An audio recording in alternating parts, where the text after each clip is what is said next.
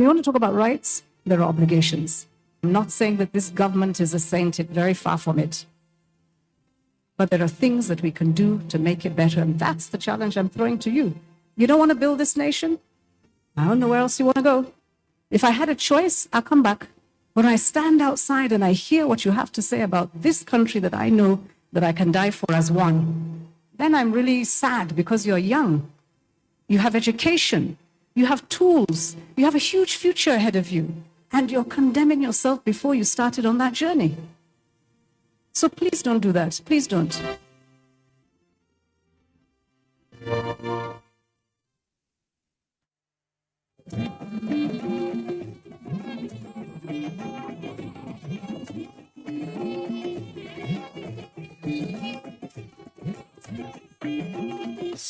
This is the network service of the NTA.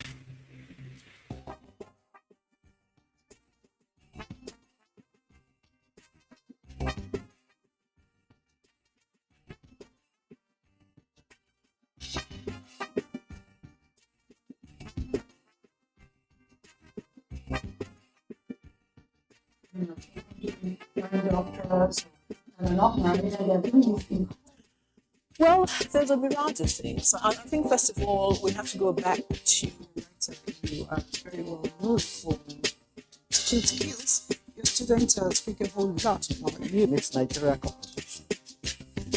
I said, let's pick them up. Let's take them back to Nigeria and let's teach them a different kind of job.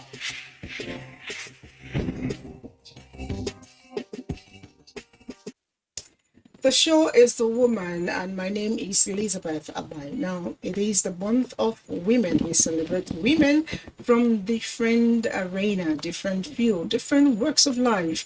And of course, women who are saying no to any kind of inhibitions because they must be heard, because they must make impact in the society. I guess today is one of such. They say that when nature gives you lemon, you can quickly turn that lemon into lemonade for you. Mm-hmm. It is when you have said yes, then your God will join in saying yes and taking you to all level, greater heights as you desire it. That is the story of my guest. But who is this guest? Join us after this time out.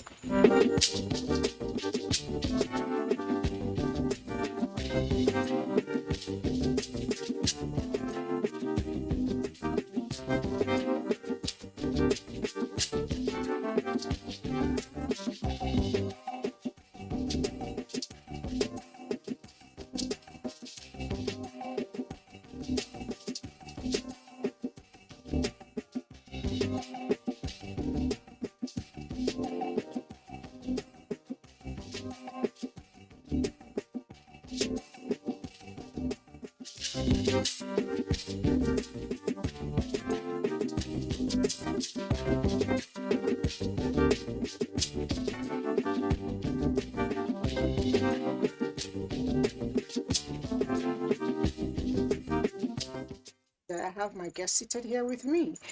Someone who nature, somehow told to do something differently. She already started working at a point, and nature said, no, it is no longer time to do that. I have greater things to do, even though you may not be doing it with the legs on the ground. She is known as Lois Oita. Thank you for coming on the show. Thank you so much for the invitation. I know that I had to drag you out of your tight schedule. In fact, I have to tell the whole world, we've been trying to do this recording for like 2 weeks. Yeah. Even when I had to go to your office, it was a lot of work. Even though it was fun for me seeing you work. Mm-hmm. I enjoyed that bit. Giving commands, doing all sort of things every other person does. I was happy I was part of that, even though we didn't record at that time. Thank you for coming on this show and being with us. I would like to know, you do something, I saw something in your office, says network for women, the challenge to women. How did this come about? I was inspired by 2019 elections when I saw many women groups with different vision and mission and objectives. So I said, I look around and I did not see any network of women with disabilities. So I said, this is something we can do, starting from Nigeria. And we came together and set up network of disabled women. We started discussion on WhatsApp groups, and today we have 2 groups we are managing. You know, once you reach 256, you can no longer add anybody in the group. So we had to open another group. And today we have over 1,000 members in the grassroots and close to 400 on WhatsApp group. Our vision is simple: a world without exclusion.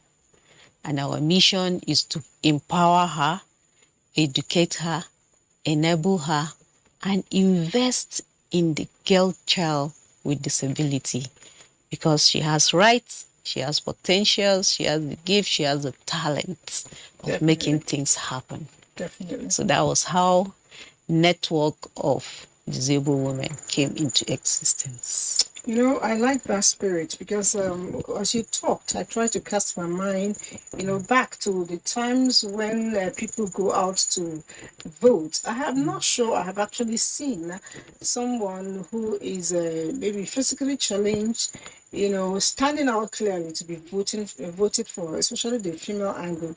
And I'm so delighted that that will happen soon. Are there success stories? Are there women, living with disability who are going to take up elective positions soon? Yes, my action in 2019 has inspired many women with disabilities.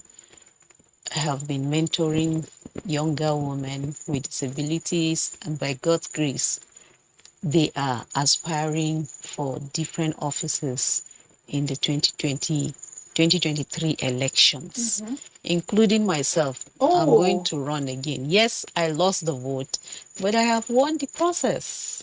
True. Yeah. True.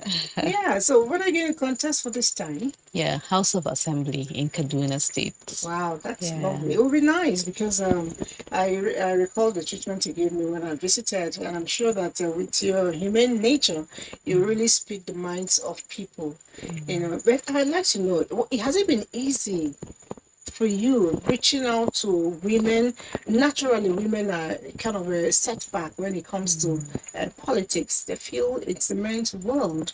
Now, women with disability, I think it will be double the challenge. Or am I wrong? How easy has it been for you reaching out to them? Yeah, it has not been easy. It's challenging because as women with disabilities, we are tripled jeopardized.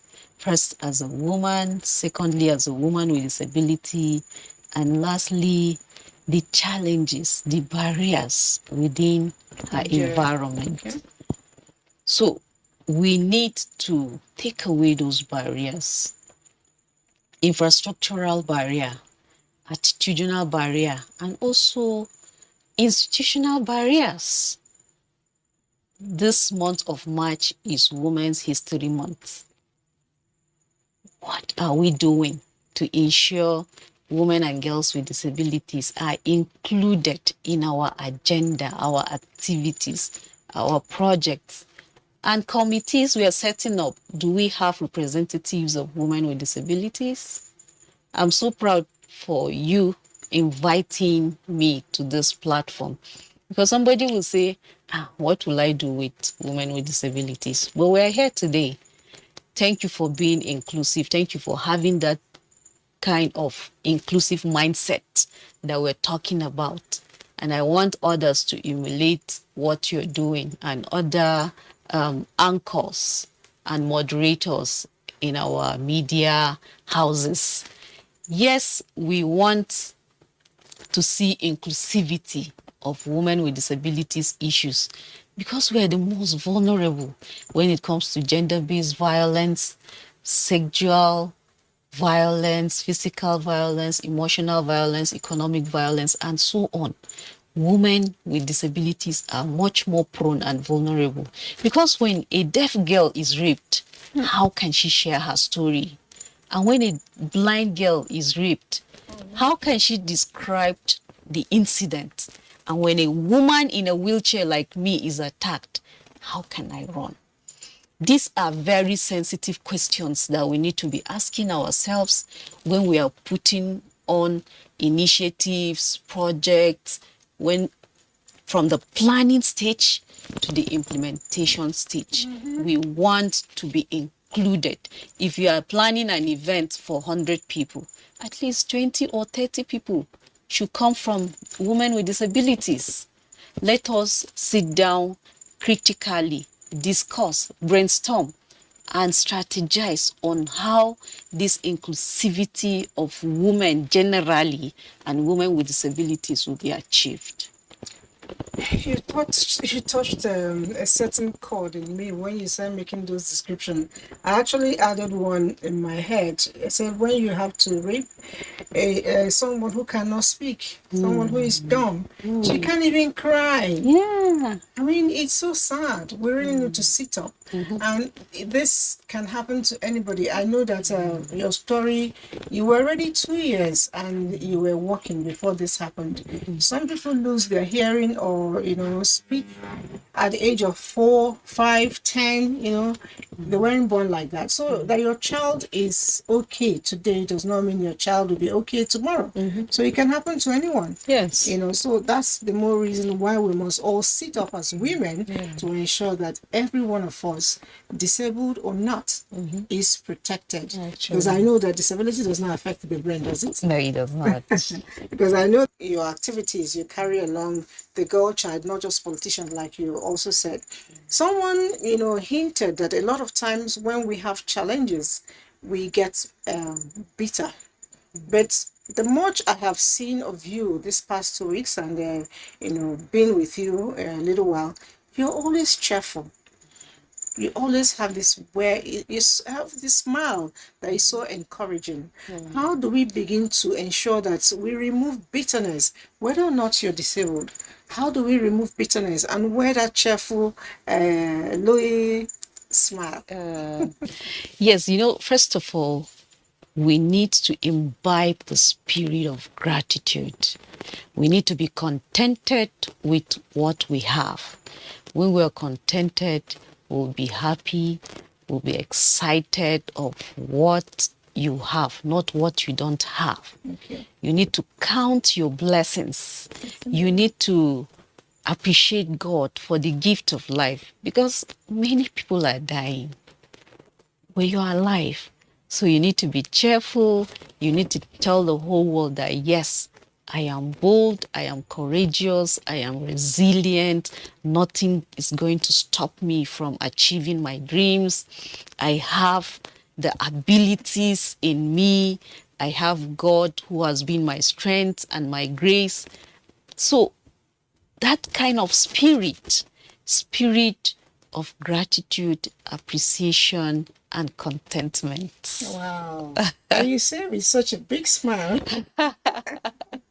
Contentment, that is it. Now, when you go to speak to the young ones, I know you pass on these messages, but what do you, see as a very that big elephant that is holding them back by, to achieving what they dream or making their dream a reality? I mean, women or young girls with a physical challenge. Yes. First of all, some parents are still hiding their children in their homes. Parents with children with disabilities, if you're listening to me right now, please encourage your children and send them to schools. Yes, I know many schools are inaccessible to children with disabilities, but you need to keep on pressurizing our educational systems. You need to keep talking. You need to keep enrolling these children. If my parents did not send me to school, I believe you will not invite me to this beautiful program. So education... I can blow your mind. They will still invite you. Whether or not you're educated, once you're making a mark. Yes, that's another point. Yes, so we need to believe in these children. Persons with disabilities too need to believe in themselves, that they have greatness in them, that they can achieve any objective, any goal they have set up to achieve. And another thing, is perception. The general public also need to believe in persons with disabilities' abilities. As I'm seated here in my wheelchair, I'm a woman with 99.9 abilities. Only one disability, which was polio, that affected my legs. But that does not stop me to think of other people. I can think with my brain and write proposals, winning proposals that always get approval for the betterment of lives of persons with disabilities. Is it in education, in health, in political participation, and other development programs? We want to see that 5% reserved for women and girls with disabilities who are graduates. We have some of them that are managing directors, CEOs of different organizations. We actually We have have one in NT as well. engineers. Yes. So we are capable. We have the character. We have the competency in us. We need opportunities. We need platforms. We need the support to be able to thrive. And I want to say that take away the barriers, the attitudinal barriers. Don't pity us. No, empathize with us. Be in our shoes. Provide our needs so we can be self-reliant and self-independent. And another thing is to remove the infrastructural barriers. I was so glad when I came here, I saw ramps in NTA. Yes, if I should give you mark, I'll give you 80 over 100. Don't worry, the other 20 will make it up. I'll come back and make sure that you give us the 100%. Yes. NTA you're talking about. Yes, yes. The largest network in have Africa. to get So that we need 100%. to be accessible. Our buildings, workplaces, schools, parks and gardens, churches and mosques. We need to see that accessibility to infrastructures. Then the last one is institutional barrier. At the moment, women all over Nigeria are angry. They are protesting on gender bills that were shut down. Women have rights. Women occupy 57% of Nigerians' votes. Then what are we doing to include them? We're asking for only 35%, not even 50%. Grant our requests. We want 5 over 5, not 3 over 5. So our members of the parliament listening to me right now, pass all the gender bills that we requested. Pass the bills and give us our right, because enough is enough. I can assure you it will get there. It will definitely get there. And going back to NTA, I tell you that my management from the DG down, everyone is very, very inclusive in their thoughts. They always ensure that everybody is carried along. And most especially, I have noticed they always ensure that women are carried along in all they do. Now, let me leave Louis, that is the politician, that is the educator, that is the manager, and go to Louis, that is the family woman. I know your wedding back a couple of years back. He made a lot of headlines. Everybody enjoyed watching you and your husband. How is he? Yes, he's doing very well. Okay, and how you enjoy marriage? Yeah, very interesting. It's not different from what you're used to. What are your experiences, really? Yes, before I got married, I was used to sleeping alone in my bed, the way I want, the time I want, and doing all sorts of things independently. But now there are some things that I have to take permission. I have to carry him along. Discuss. Yes, discuss issues together and agree on terms and conditions that me and him have set up. Yes, in life, you need to be principled. You need to set up constitution for yourself individually. Family too needs to have their own constitution, rules and regulations. So marriage is a good thing, and It's a I'm lovely really thing. enjoying my marriage. So you are proudly telling us that you have a very caring husband. Yeah, Okay. yeah, Very a, supportive. he's a good man. He's God fearing and very supportive. And to tell you how much supportive he is, he's here with me. Wow. Oh, that's what's his Mr. name? Innocent. Innocent. Okay, Yeah. so please, can you? I cannot be talking to you behind the camera before they think I've gone mad. You need to come in here. Just come over this side and let the world see the lucky man, because you're very lucky Yes. to be married to this beautiful lady with a lot of brains. Yes, indeed. Oh, I'm closing my eyes. Thank you. Thank you very much. Thank you so much. We appreciate Thank you very much. We appreciate it. Yes, Don't thank worry, in a you. little while the program will be ending, so you can take your wife back. All right. Yeah. Thank you very much.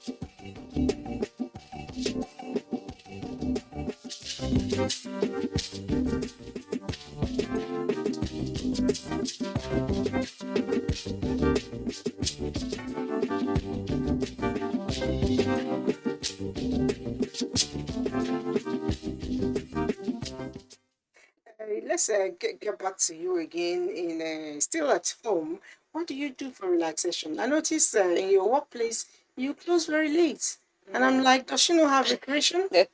Early in the morning, you're out Yes. again. For me, during relaxation, I prefer going to sit down on the green grass. I like visiting parks and gardens with my mat, with my music, with my laptop, and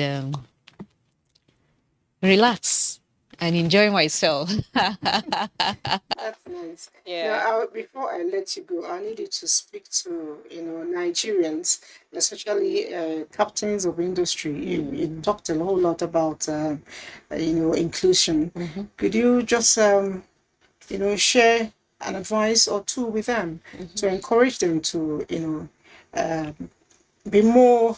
Some of them may not really know what inclusion means. Maybe you speak to them on that. Yes, for public and private institutions, we want them to prioritize issues of persons with disabilities. We have the Nigerian Disability Act, passed and signed in 2019. We also have the National Commission for Persons with Disabilities. In that act, it was mentioned that in 5 years, we want to see accessibility everywhere. 3 years gone, we are in the 4th year, and most buildings in this country are still not accessible. One of them is banking halls. We have money in the banks, but we cannot access the money independently. So we need to start removing those barriers. We need to see persons with disabilities first as persons, not their assistive device, not the wheelchair, not the hearing aid, not the glasses, or whatever assistive device a person with disability is using. We also need to change the perception of pity and start operating on human rights model, not social model, not medical model, not physical model, but human rights model. Because we have rights to education, to health, to employment opportunities. And whenever captains of industries are employing, they should reserve that 5% employment opportunities or training opportunities for graduate with disabilities. Okay, beautiful. Yeah. You know, one thing I noticed, somehow nature has a way of compensating us for something we do not have.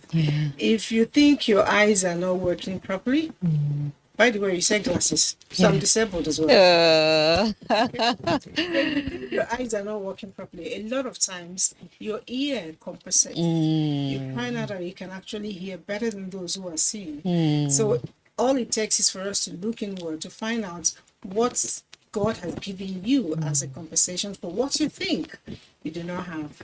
As long as you're alive, there is hope. You can do anything. Yeah. Roosevelt was wheelchair, and he did very He well. was one of the best presidents in the US. Okay, imagine that. All right, so one day we look forward to seeing you as governor. Amen. Yes, it will surely come to pass. Thank you so much, All right, thank you too for coming on the show. Elizabeth. And Yeah. what else can I say? Believe in yourself. Whatever it is, give people a chance, especially women. It's our month. We get to enjoy it. I'll see you again next week. Yeah.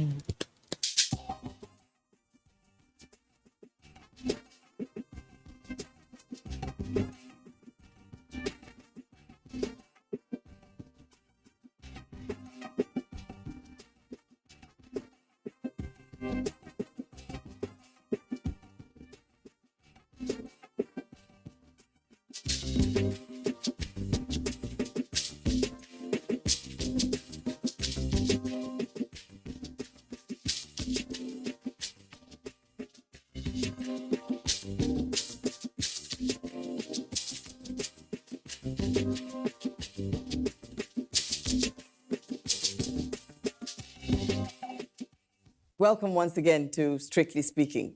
Before the baby even says his first words, he's listening to the sounds.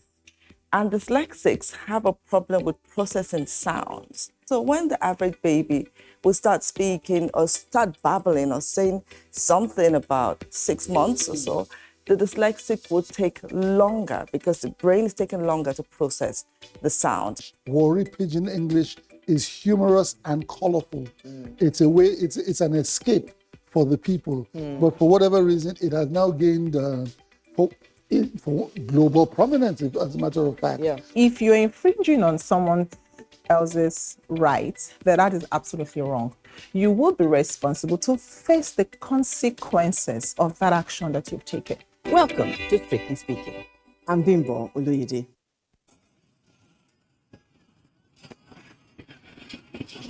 There's just something about speed and simplicity, but that speed and simplicity can be deceiving when you get behind the wheel. 30-year-old Emily sent this text message to her husband: "I love you and I'll try to make you happy." Moments later, Emily was killed when her car slammed into the back of a tractor trailer. 18-year-old Midi was also texting when his car slammed into the back of a truck at 80 miles per hour.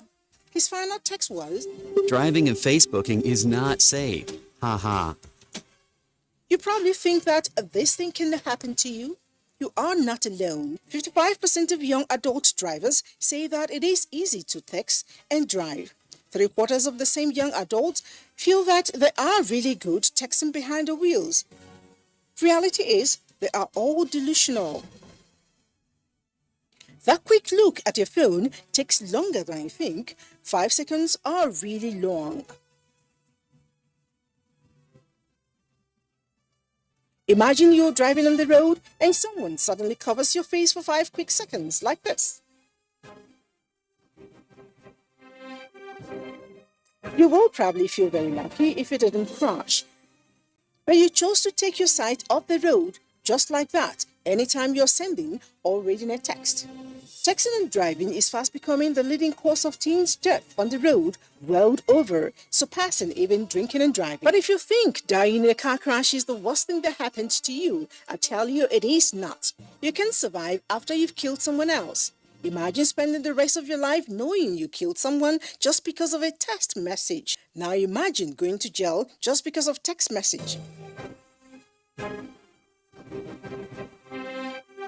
Still think it will never happen to you? Still think you're the special one? There are so many that have been found guilty of texting while driving. But you can make a difference, just like so many young people have vowed not to text and drive. Leave your cell phone alone while driving. If you must send a text message, pull off the road into a parking lot or anywhere that is safe. No text is so important that it should cost your life or the life of someone else. You are not different. You are not special. You're just another accident waiting to happen if you do not desist from texting and driving. So, don't text and drive.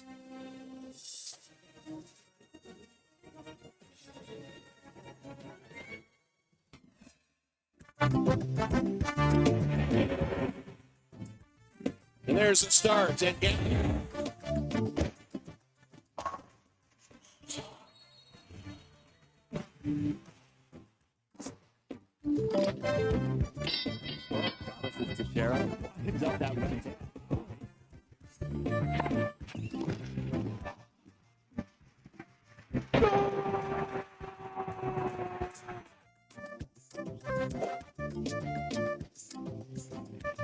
Archbishop of basketball, goal! He hung on that net like a stalk up a tree. NTA Sports 24 brings you all sports, all time and all day. Tune in to watch NTA Sports 24 on Star Times Channel 270, Star Sat on Channel 434, and Free TV on Channel 731. NTA Sports 24, where sports thrive. This week.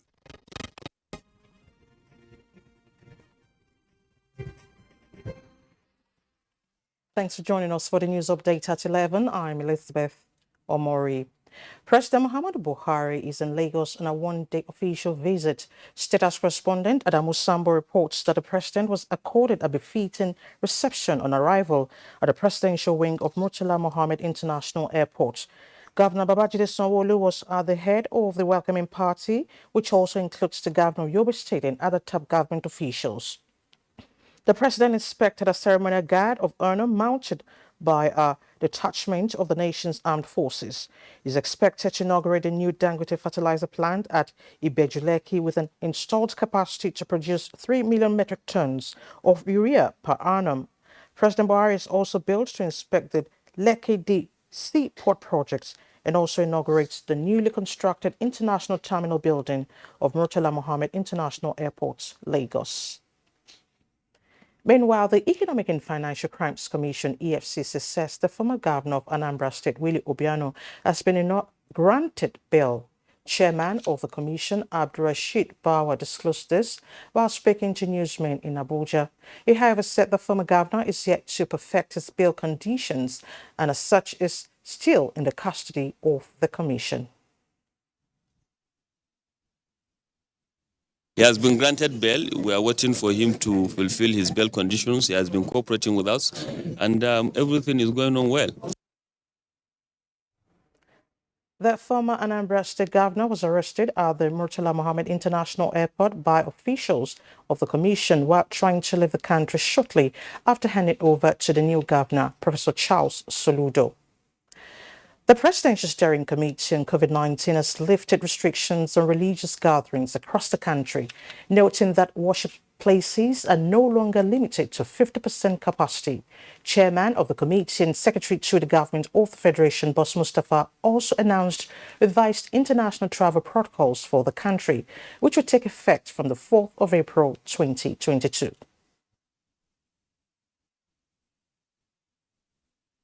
Fully vaccinated passengers arriving in Nigeria will no longer be required to take a pre-departure PCR COVID test from their countries of departure. The PSC has removed the gathering of 50 persons limit for indoors. Bars and nightclubs to open to 50%. Restaurants are allowed to open fully, but again, people need to be cautious. And that's the news update at 11. Thank you so much for your time.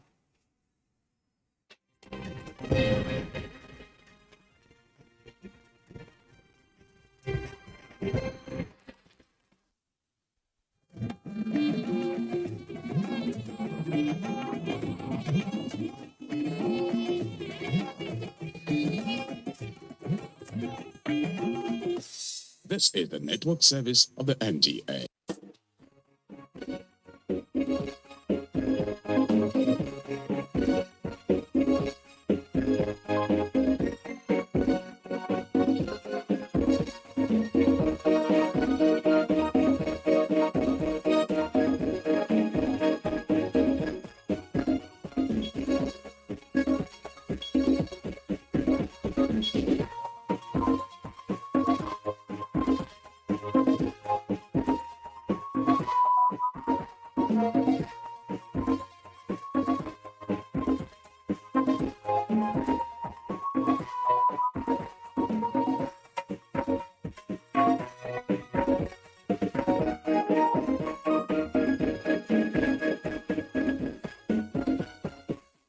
Welcome to Insights, everyone. I'm Nnamdi Odipo. And I'm Elizabeth Omori. A warm welcome to the program.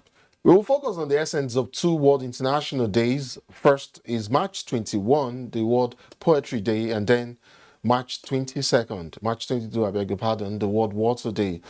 There are reasons for why these days are used as a platform to focus the world's attention on associated challenges relating to the issues being commemorated. And so we will be doing just that on this episode of the program. Elizabeth, on the other hand, is speaking on volunteerism, and that promises to be insightful. Elizabeth? Of course, we'll be taking a look at its challenges, prospects, and its complementary role in development. Very well then, let's begin.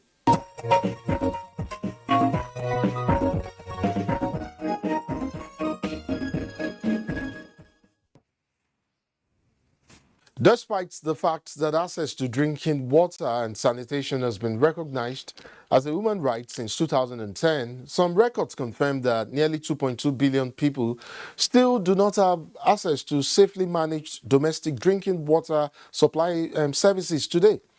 It is believed the situation is made worse, or is worse, as a matter of fact, in sub-Saharan Africa, with a number of people probably using contaminated water increasing by 45% between 2000 and 2017.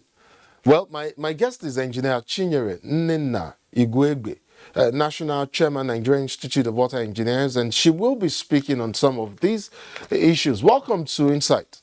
Thank you very much. I'm glad to be here. Engineer, correct me if I am wrong, but in my search for some statistics, I beg your pardon, I found out that a little above 31% of Nigerians have access to some form of safe water sources, like the borehole, pipe water, protected wells, some sachet and the bottled packaged water. I know the government uses data to combat water poverty, but in your opinion, what are the most challenging issues that inhibit total success over water poverty and, in our bid to end economic water scarcity in Nigeria? Thank you. Basically, I would say that what's affecting the water scarcity, one, I'll attribute to climate change. And of course, we don't need to be told anymore that this is real. Climate change is real and it's causing a lot in the sub-Saharan and of course in Nigeria as well. Then, of course, we have mismanagement of even the little finite water as a resource that we have. Okay, we do not manage what we have, so there is no way we will have enough to go round. Then we do not have. One of the other challenges the finance. Basically, the funding. The funding is not there. So whatever the state or the federal have with regards to water in the water sector, they have to manage it. So basically, these three issues I've mentioned are critical to the water poverty that we are experiencing. When you say funding, do you mean the states now? From the federal to the states. And local governments, of course. Yeah, and local governments. So that's the problem we are having. And again, I would say possibly the policy makers that are there do not understand when we'll talk about these water issues. They feel, you can always drill water everywhere you go. But then that's not the reality. We, the water engineers and other people in the water sector, advocate for the right thing to be done. And that is what brought about the water bill. And we, the Nigerian Institute of Water Engineers, have been able to do our own bit and still doing, and good a thing. We've had our council meeting and we are sending it out to other chapters. Our chapters are in the various states in the federation, so that this message can get to the grassroots, and let's get this national water resource bill to be approved, assented to. So that's what we are looking at, so that the people that this hits most, those are the downstream, the farmers, the rural communities, communities will, get this at the tip of their fingers, that nobody is being biased, nobody is being differentiated, but that the ministry means well, and you can own this water yourself and have a role to play as an individual. Down the line, we'll talk some more about the dynamics of the National Water Resources Bill and how that will play out. But let me just very quickly, because I know as a group, you do your research, you have your data. Can you give me an idea, just from what you've been able to source from your investigations all around Nigeria, of how bad, how deeply affected and impacted we are by water poverty in Nigeria? Thank you. Let's take, for instance, I stay in FCT here, and we have partnership with the FCT Water Board. Okay, we have data from FCT Water Board that there used to be a time in Abuja, one of the area councils, where you have artesian wells. And that means you just dig a hole and you see water gushing out. You don't need any form of pump or anything. So, but now it's no more like that. Okay, you don't have artesian wells anymore. And that is an indication that there is depletion in the water, in the aquifer. That means where the water is being stored on the ground, you cannot get it easily. You cannot reach out to it. So you have to drill more to get water. And as we speak right now, there's a treatment plant in one of the artesian wells in Abuja, just to help to serve the community. So this is an indication. Then you go to the south, of course, the water pollution we are facing there due to oil. And this is very, very crucial that we look into it and see how we solve the water problem or the pollution problem that we face with the water bodies, because the aquatic animals are affected, the humans it's salt water basically. So, and it's not even advisable, you can't even take it. So you can see what those people in the south are facing. Then you go to the up north, drought is already setting in. Okay, so this is attribute of climate change, but we need to do something. And I'm glad to say that, the Federal Ministry of Water Resources, in their own wisdom, they are doing so much in this. But then, as individuals, we need to do our own bit, because it starts from home.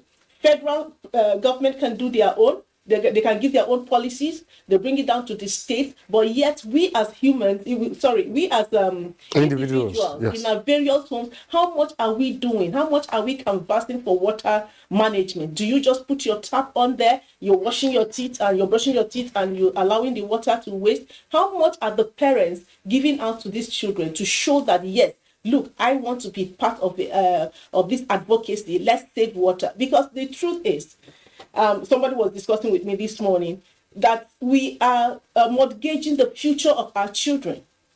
And that's the truth. And I looked at it, I said, what do you mean we are mortgaging? He said, we are mortgaging the future of our children. Today, in those days, it wasn't like that. Today, we are having scarcity. What happens in the next 10, 15, 20 years? They may actually have to sell their birthright, so to say, to get a drop of water. And we don't pray it gets to that. Two issues you just talked about, struck me as you spoke. And of course, in terms of management, we can say, okay, for communities where there's water, it becomes very integral to manage. But it's quite troubling, for me, and this is even more important, that even in 2022, we still have communities where the main sources of water are streams, oftentimes vulnerable to contamination. It is the fact that limited access to water continues to greatly hinder activities like farming, food processing, and even education. This is in spite, and even though you've referenced this, you talked about scarcity and all of that, and in fact you talked about Abuja, somewhere where in the past they would get water, groundwater easily, but it is still being said that we are very rich in water resources. And another thing is that the states, we've talked about this before the show actually started, the states are mostly concerned with developing water resources. But let me ask you something, how much so as issues like poor regulation, further compounded the problem of water poverty in Nigeria? Thank you. Well, when it comes to regulation, let me take an instance from borehole drilling. And I would like to reference Abuja, where we have a lot of estates cropping up here and there. And you see an estate with 200 houses, that means 200 potential or more residents. And every house has a borehole. I don't think that is right. Why should 200 houses have borehole, drill borehole, I mean, back to back? So that Mr. Chike does not come to Mr. Obi's house and fetch water now. It's wrong because, I mean, the estate managers should be able to have a central water tank where they distribute this water. It makes it easy. And that is what should be done. Then, because if you don't do that, it means that we actually have indiscriminate borehole drilling or drilling of boreholes in every estate you have here in Abuja and of course in other areas in the nation. And this is not safe.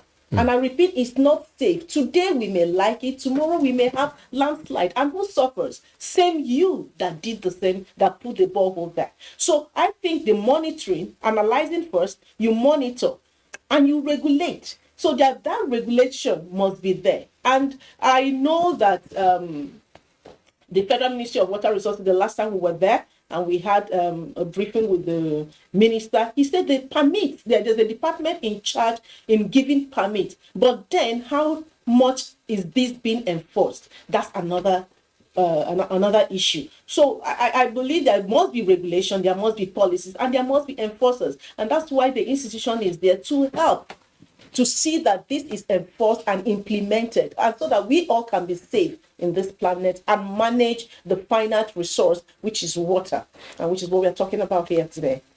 I'm sure you're aware of this issue, the potentiality, or rather the potentially toxic concentration of metals in drinking waters across several states of the country. Is that, I mean, since we're on the subject of regulation now, is that also a fallout of poor legal, regulatory, or institutional framework? I mean, as well. Is that what you would consider water politics? No, that is not water politics. I would say it falls under the regulations program, as it were. For somewhere in Zamfara, that region where you have lead, I think Bauchi as well. Yeah. Water drilling from there should go through processes, and there is no borehole that will not go through water treatment process to identify these metals, these minerals that ought not to be consumed. So all these need to be checked. I mean, for you to take a potable water, there is a standards that are already laid out. And in fact, if you don't know, we can make it available. So there are standards, World Health Organization standards. WHO, that's true. Even FCT here, we have a standard they are obeying. So you must test the water. If it is not conducive and safe for drinking, you cannot give it to the populace to take. So I think I will consider that as negligent. Great. Yeah. What then is water politics, or politics in water? I've heard that a couple of times. Yeah, politics in water, in my own understanding, we have to play that politics because it's very, very essential and it's very, very germane. You see water politics everywhere in water governance, in water boundaries, okay, and you see what is happening with Ethiopia and Egypt, talking about the Renaissance dam, that is supposed to take 6,000 megawatts for hydro. Another nation is damming it. Another one saying you don't have right to dam it because they're using it downstream, upstream, things like that. So there are politics around water. Yeah. But then you need to be diplomatic about it, and so that everybody will have, will leverage and have access to this same water that is flowing from A position to B, C, D position. So everybody has a stake in it. So you have to bring your own position to bear. Like you see, sometimes when we want to have, there is a rainy season and there is supposed to be flooding, Cameroon will send message to Nigeria through the various agencies. Oh, the dam is full, they need to release, and that tells us, oh, we need to prepare. Okay, so all these things are part of the politics, but we all need to be abreast of what is happening per time so that every nation will be safe and manage, I think say this, manage the water, be it the surface water, atmospheric water, and the groundwater. There is an element of management, as it were. As water engineers, I'm pretty sure you and your colleagues are involved in the mechanics of some of this project. But I've heard some analysts say Nigeria deploys a control and command approach to water resource management, which focuses on engineering physical infrastructure and excludes other perspectives. The authorities managing water are accused of not sufficiently engaging with the people using the water. Isn't it true that an infrastructure in communities tend to collapse when the users are not part of the planning and development process?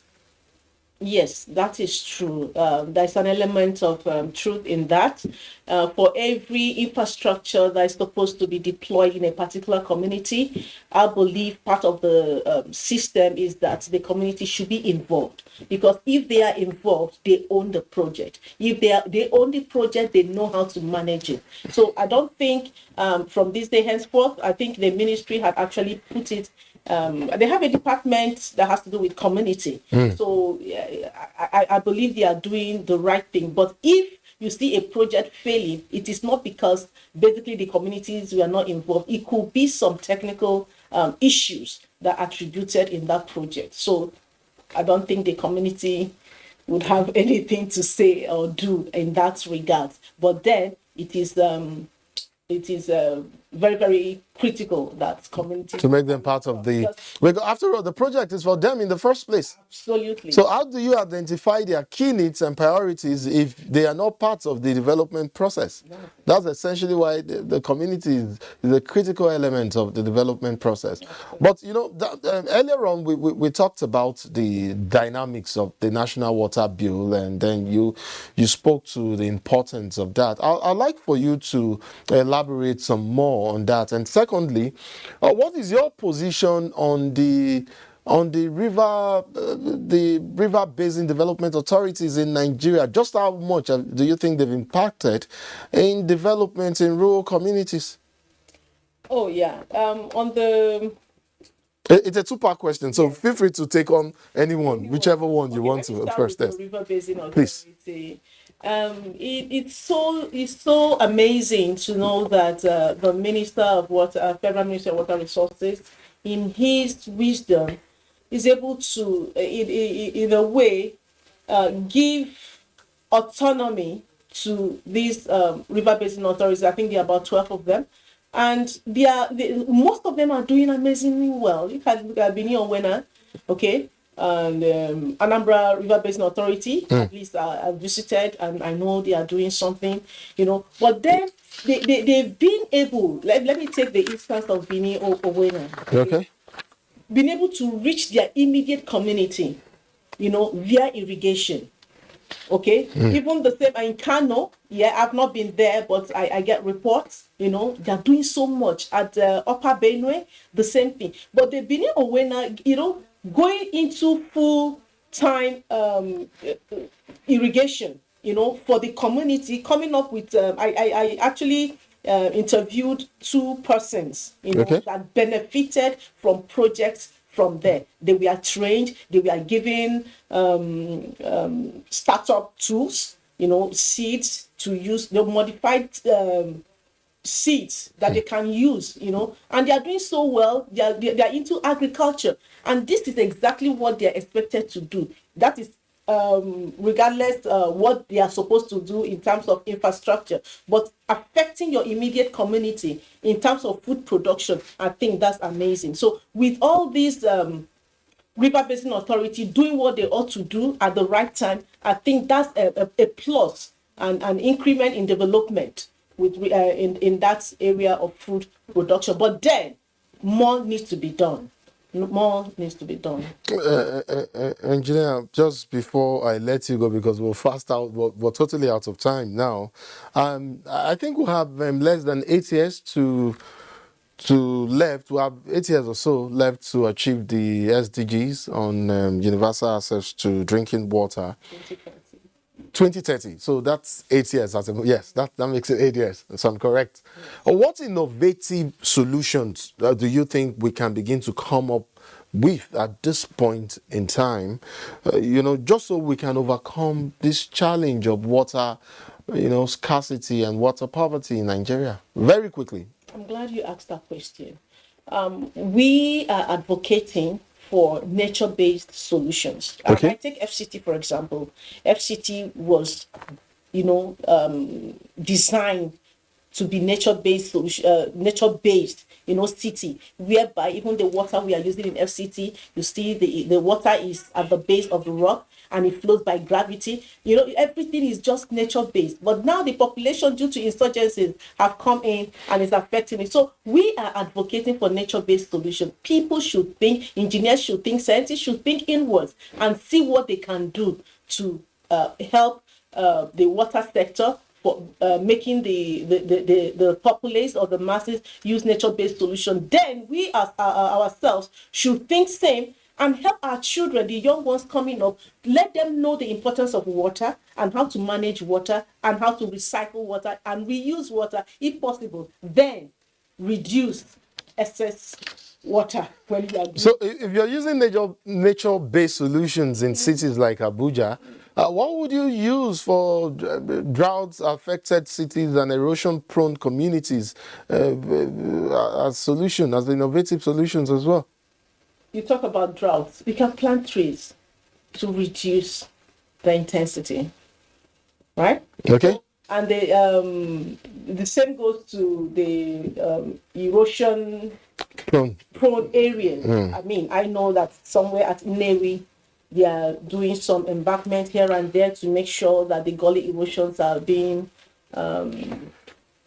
managed properly so that water can flow. Of course, you can't stop water from flowing. The water must take its own way. So things like that, they're already doing. Okay, and people should stop building on water plains. This is a waterway, and you just feel, oh, my grandfather owns this place, I must build. I mean, what are you trying to do? Are you trying to be a warlord or something? So you need to know all these things. You see water channels, and you just feel you want to do something. So we need to help ourselves so that we appreciate what the government is doing in their own bit. I think for the water poverty, then we'll manage water. Very well, Engineer Chinyere Nnenna Igwegbe, National Chairman, Nigerian Institution of Water Engineers. I'd like to thank you so much for coming on Insight. It's been a delight actually speaking with you on this issue. Thank you so much for coming on the program. Thank you, I appreciate it. And moving on, in this time and age when people around the world have to contend with many of life's challenges, they often seek for an escape. For the most part, when people embrace positive outlets to vent, it serves as inspiration to others. And this is a culture that we here on Insight would like to promote. Poetry has provided such an outlet for many over the centuries, of course, across different parts of the world, manifesting, of course, yet again in various forms. March 21 every year is observed as the World Poetry Day, and this is a reflection of just how important that form of art has become to man's continued existence. One of my favorite poets these days is a spoken word artist. With due respect, of course, to the legends of the art. His name is D.K. Chukwumereje, and I've spoken to him on a number of occasions on poetry and its impact on national development. Our last conversation, however, centered on poetry as a means of escape, and though that conversation was in the past, it is evergreen and just as insightful. By writing. Write down your fears, write down how you feel, write down how you are. It's not, when you're writing poetry, you're not writing to impress anybody. You're not really writing to send a message to anybody. You're writing for yourself first. That's the basic foundational level of poetry. You're writing so that your heart can breathe. You're writing so that you can ease the pent up emotions within you. So just write how you feel, write about your fears, write about your anxieties, write about your thoughts of the future. And as you get these things off your chest, then you then begin to find the peace, the clarity to see the future clearly. Because for us to move forward, we have to lose the fear. We can't see the future clearly when we're full of fear. And poetry is a means of dealing with that inner fear and trauma and just having some peace and clarity in your mind. We'll look at some form of poetry now, but let's, in the course of our discussion, but let's give some historical perspective to this discourse. Do tell, how exactly does the present day spoken words and performance poetry, like you do, with its multi-dimensional forms of expression, sometimes incorporating songs like you do in some of your performances, sometimes capturing storytelling narratives, rhythms and rhymes, and even sometimes dance. I have seen you do some dance in some of your performances. How exactly does it differ? Perhaps how has it evolved from the ancient indigenous oral traditions here in Nigeria? Well, I try to dance. You just call me trying to dance. But performance poetry does not, in truth, it is poetry going back to its indigenous roots. Okay. Because poetry did not start out as an academic discipline. It didn't start out as this obscure art form that you sort of have to have a dictionary beside you to understand, have an idea of what the person is saying. Poetry started out as a form of storytelling, as a way of making stories more memorable. Before we invented writing, in oral cultures and traditions where information has to be passed orally and remembered. And when you put a story or when you put information in stanzas, in rhythm, in rhyme, it helps the brain remember it. So it helps you to pass information from generation to generation. And when you've not invented writing. So poetry is an integral part of any indigenous storytelling culture. And so the kind of poetry I do, for me, it's going back to the roots of poetry, going back to how poetry was, using poetry to tell stories, incorporating music, incorporating dance, incorporating response. So you say something, like in my culture, whenever we're telling stories, you have these songs like Oda Ramuto, Oda Ramuto, and as you're singing, the audience is responding, so there's that participation. So I try and use poetry in that sense, So spoken word, in a way, is not a postmodern type of poetry. It's actually poetry looking back at its roots. Traditionally, there are three types of poetry, and narrative poetry, storytelling poetry is one of the oldest forms of poetry, So spoken word poetry sort of harks back to that tradition. So it's not like a new invention. We're not inventing anything new. As Africans, we've been telling stories in this way. So it basically finds its roots in ancient oral poetry like we have in Nigeria, yeah. But DK, there's another idea that I find quite intriguing. If poetry is an effective means of bringing our attention towards better and conceptualizing injustice. Can it also play a dual role in helping us cope with issues of injustices? JK, you and I know that a good lot of some of these social justice issues cannot be solved overnight. Do you consider the cathartic role of poetry more important than that of social commentary? That's an excellent question. It goes back to a huge debate, in the creative space about the role of art, the primary role of art. Is art a tool for escaping the realities of society, entertaining people, making them laugh, making them forget their sorrows? Or is it a way for motivating people to face the realities of society and make it better? So is art a tool for social change, or is it just a panacea? Is it just a way of escaping the reality of society?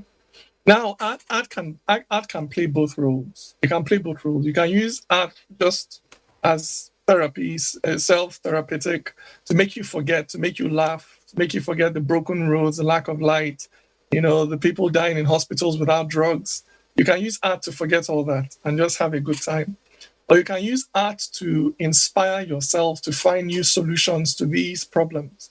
I belong firmly to the school of thought that, the primary goal of art is for social change, that art should be used to challenge the society and to try and push society forward. I'm not saying that the cathartic role of art is wrong or whatever, but I'm saying that I believe that art should have a more proactive role, that the artist should be proactively involved in trying to make his or her society a better place by telling stories, creating songs, creating poems, plays, dramas, movies that lift the thinking of members of the society to a higher level.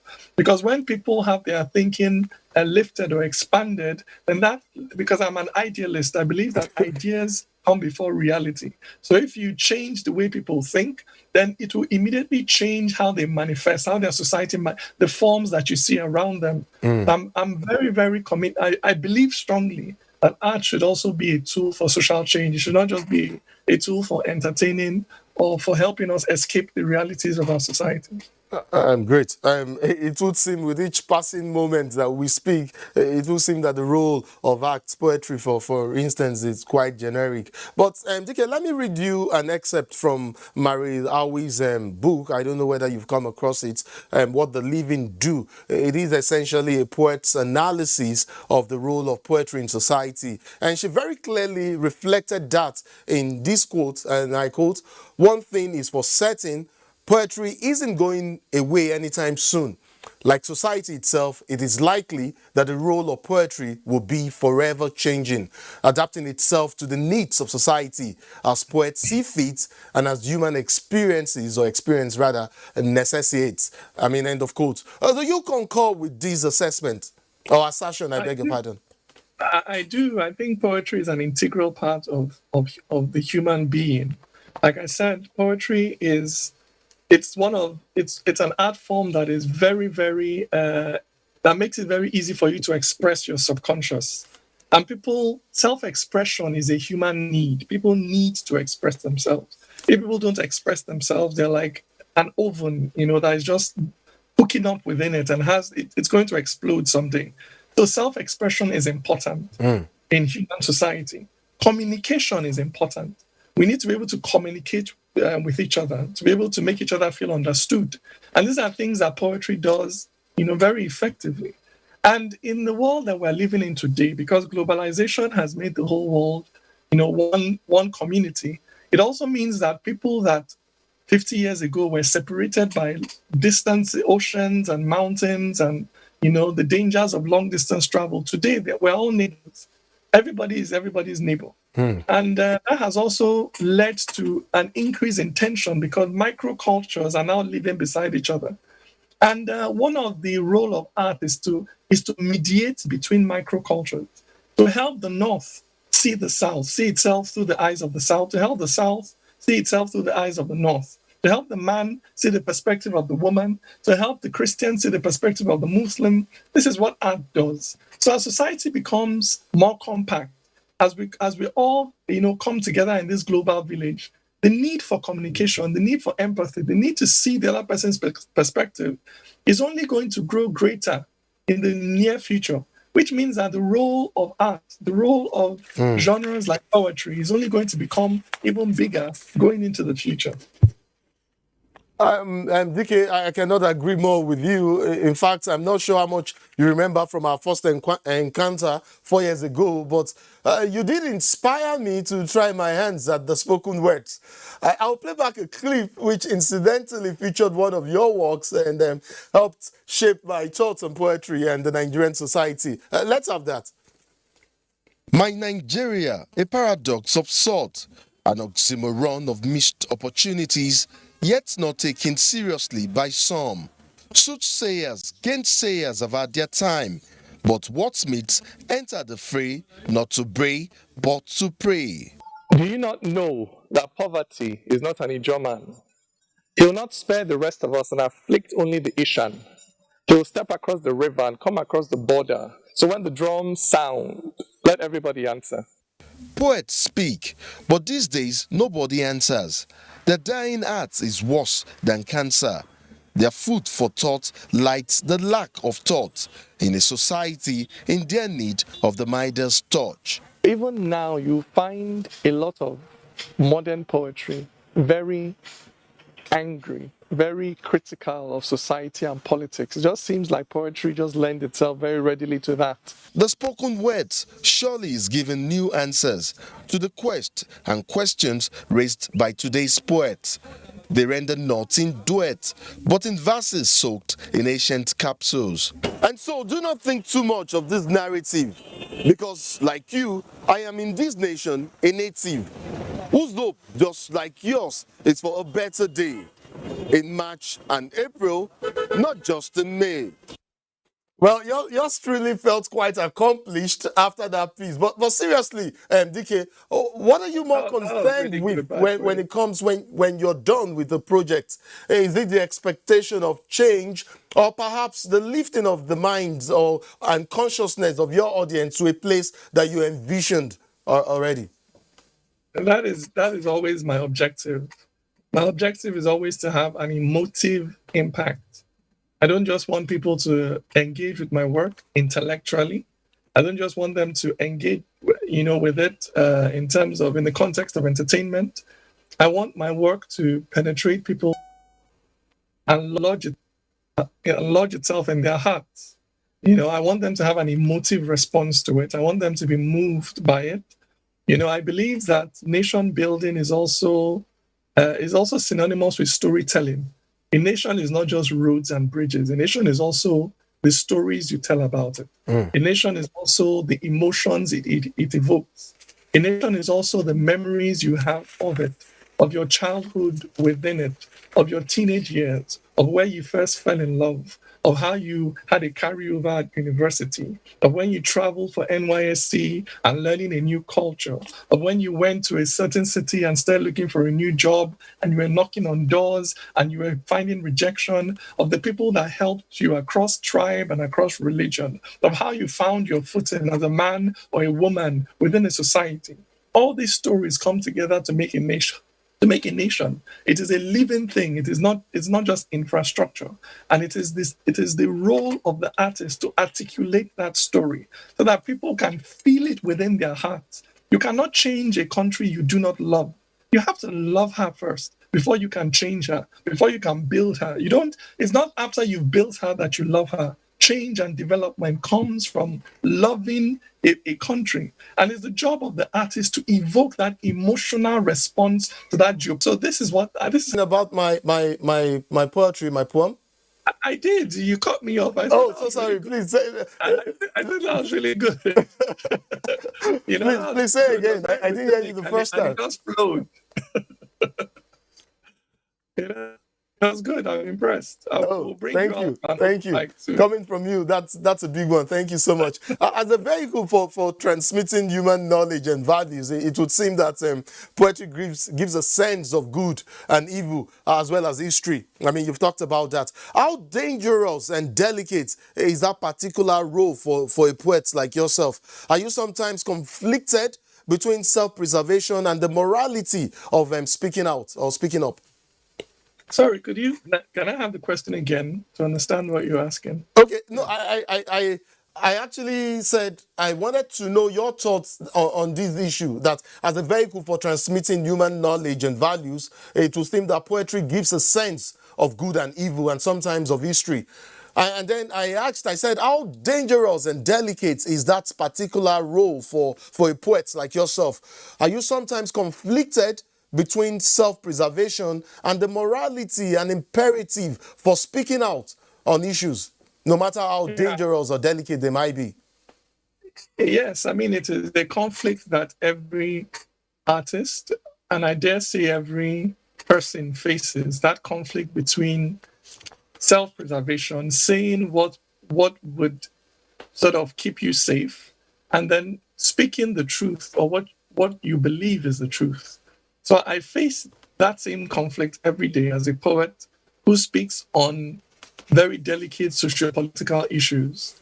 And for that reason, I have I am learning to master the art of, like they say, counting your teeth with your tongue. So I think very carefully before I say anything, because I am aware of the society into which I am speaking, where things can very easily be taken out of context, and seemingly harmless words can lead to very intense reactions from different parts of the country. I've learned to think very carefully before I say anything in order to navigate those waters. Would it therefore suffice them, DK, to say that the social function of poetry varies with the poets? The social function of poetry varies with the poet. Would it be true to say that? Yes, it would, because not every poet has a social conscience. Not every poet needs to have a social conscience. Like I said, poetry can simply be used as a vehicle for expressing your subconscious. Indeed. You can simply use it for very personal reasons. So not every poet has a social burden, a social conscience, or needs to. So the way we come at poetry and what we use it for would vary from poet to poet. Indeed. DK, I cannot let you go. We're out of time already. Our time flies. It's been a delight speaking with you, but I cannot let you go without asking you for a short and quick performance. Do you have something you can give our viewer very quickly? There is no poem that is very quick. Every poem. A quick one, maybe just the first verse of any of your quite profound works, rather. In times like these, I would like to share maybe the first verse of the poem "The Wall and the Bridge." If a white man turned and called me nigger, my blood would boil in righteous anger. For the evil of discrimination is clearly established when a white man tries to treat me like rubbish. What if Hausas say Igbos are greedy and crude, and Igbos say Hausas are haughty and rude, and Ijo says the Shekiri must die today, and Eza tells Zulu there is no other way? If Yorubas declare it is Awo or nothing, and we use federal character to share everything, so before you can even smile and tell me welcome, you must first ask me where my father is from. That is deep, quite deep and profound. DK Chukwumerije, poet extraordinaire and creative content producer. It's been an absolute delight engaging you in this conversation. Thank you so much for bringing your spark to Insights. And that's it for me. I'll hand you over now to Elizabeth Omori for the rest of the program.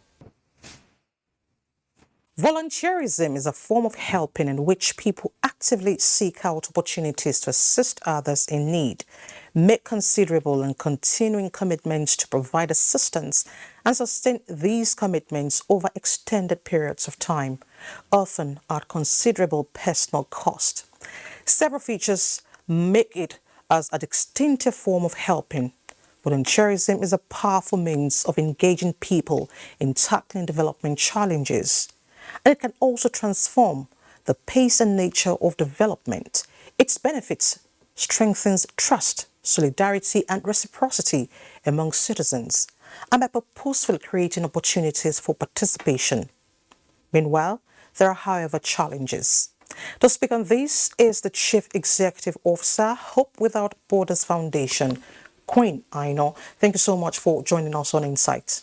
Thank you so much for having me here today. Well, volunteerism, I believe, should be a selfless gesture. How would you assess this complementary role in Nigeria?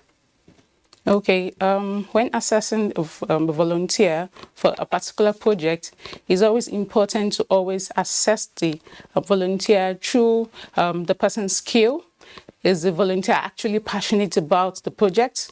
You also need to know if the volunteer actually has empathy towards humanity.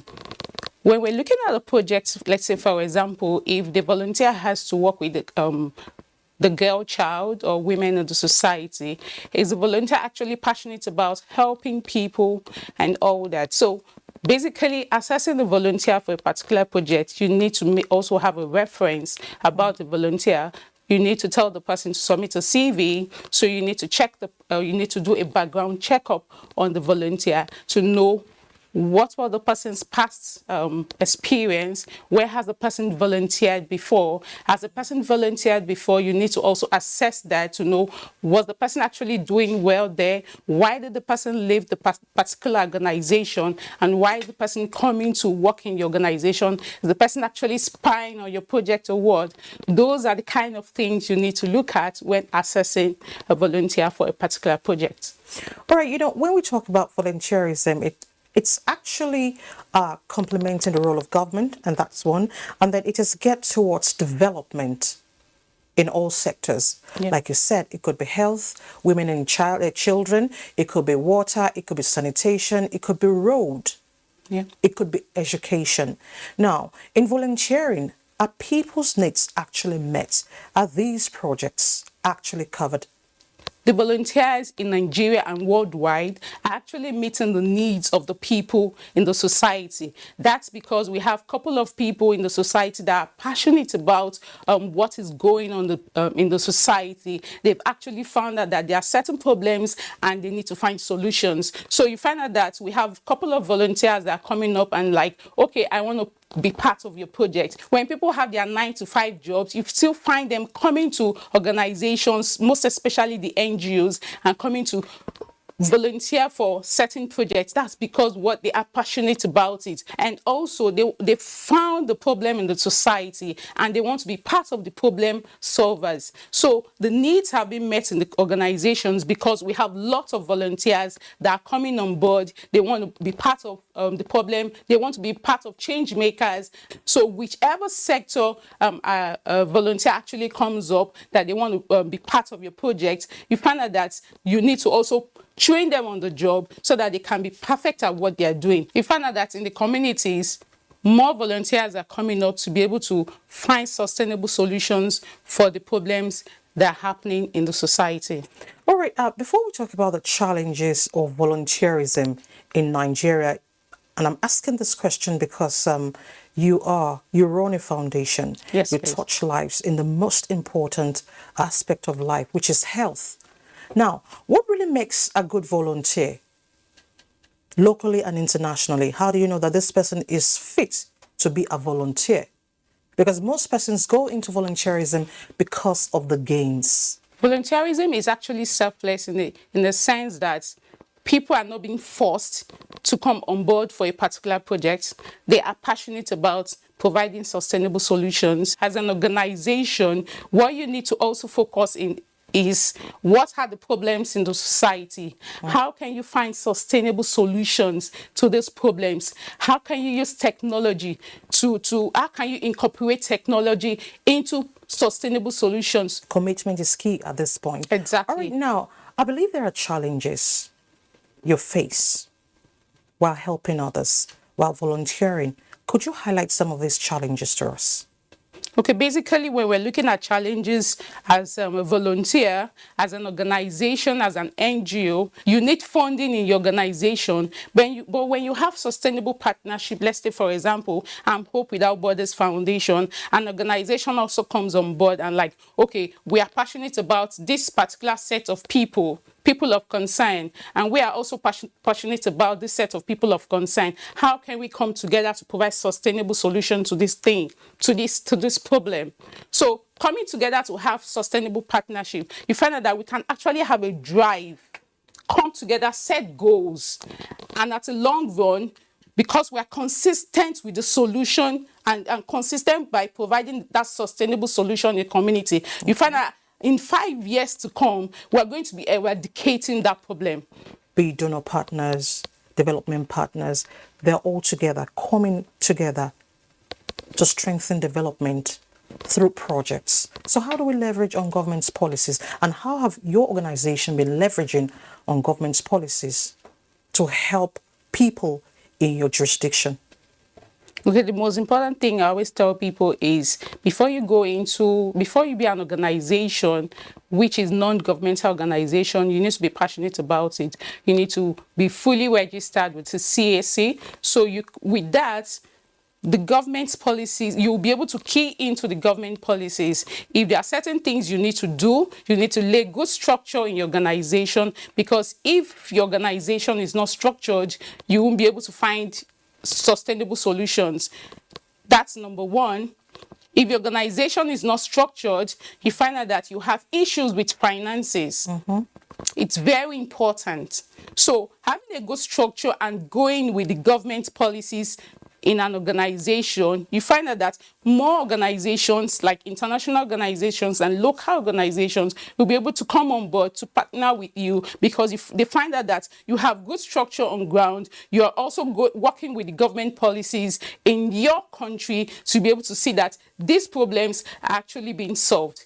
We've had cases of volunteers abusing those they're supposedly or expected to assist, to help. How do we correct this anomaly? The volunteers that are actually directed, or those that are actually told to cover a project, and you go ahead violating the rules, it's a punishable offense. So basically, how to solve this problem is, when you're getting a volunteer, you, like I said earlier, you need to know what?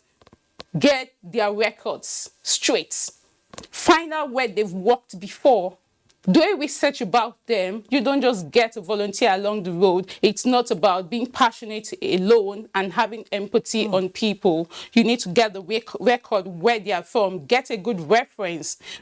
When they know you have all this record and all that about them, their data, definitely they want to behave well. So we found out that most of those cases are actually happening in the IDP camp. 30% of them were just volunteers that just came on board. They weren't trained on the job. They didn't have accurate data about these people. So it's very important, when you're picking a volunteer for a particular project, you need to have accurate data about them. You need to do a proper research.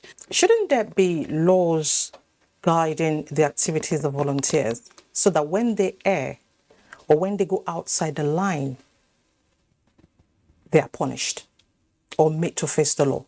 When they're aware that when you commit a crime, you can't go away, there's no escape for you, you will learn to behave well on the job. Sure. And because they also know that there are actually rules, they're actually, you'll be sanctioned when you commit a crime in an organization, then they're going to put themselves together. There are actually rules governing volunteerism in Nigeria. That's why most organizations actually get good data about their volunteers, put them on the training, find out that they are good listeners, and they can actually link what is happening in the society with people of concern. Then we're going to have less crime in the communities. All right, Queen Aino, CEO, Hope Without Borders Foundation. Thank you so much for your thoughts on insights. Thank you so much for having me here today. Thank you very much. Thank you. And that's it on this episode of the program. Do join us same time next week for more on Insight. My name is Nnamdi Ojibo. I'm Elizabeth Omori. We'll see you next week.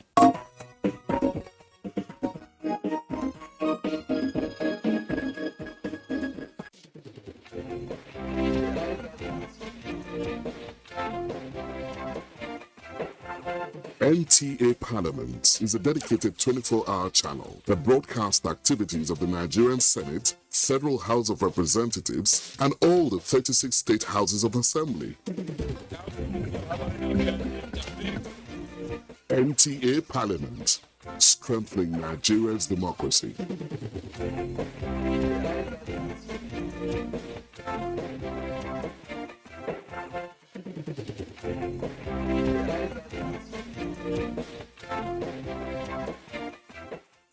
Imagine your body is a castle, and your nature-given immune system, its army and servants.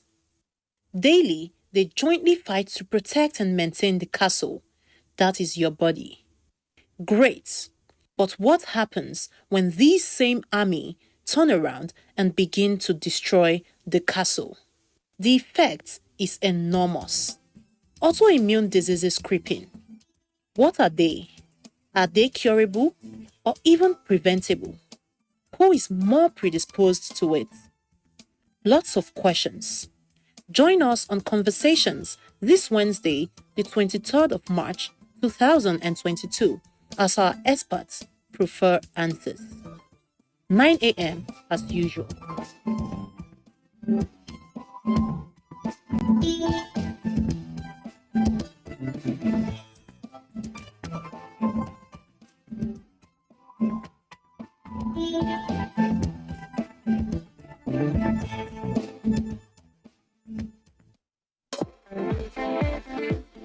From dusk to dawn, 24 hours a day, NTA International is with you in your living room, office, everywhere and anywhere. We provide the company you desire in terms of balanced and up-to-date news, programs, and the best of entertainment. Tune in to DSTV channel 251, GoTV channel 91, Freeview UK channel 264, or you can download www.visiontv.co.uk. App for iOS or Android. You can also see us on Facebook and YouTube for quality content.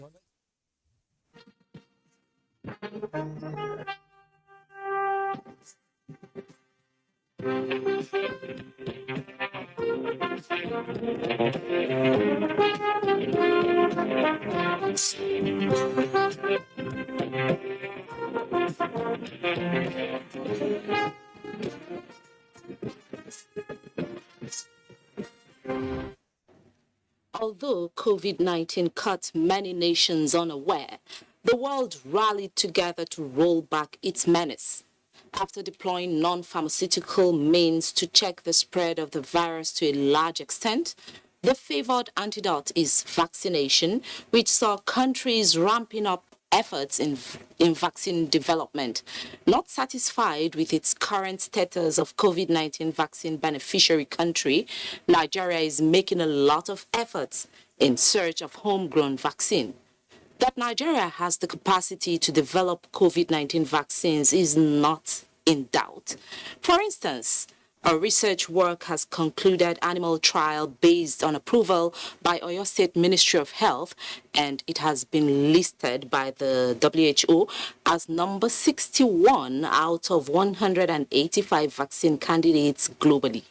With the prospect to address vaccine hesitancy and improve acceptability among Nigerians, local production of COVID-19 vaccine is sure the right way to go for the country.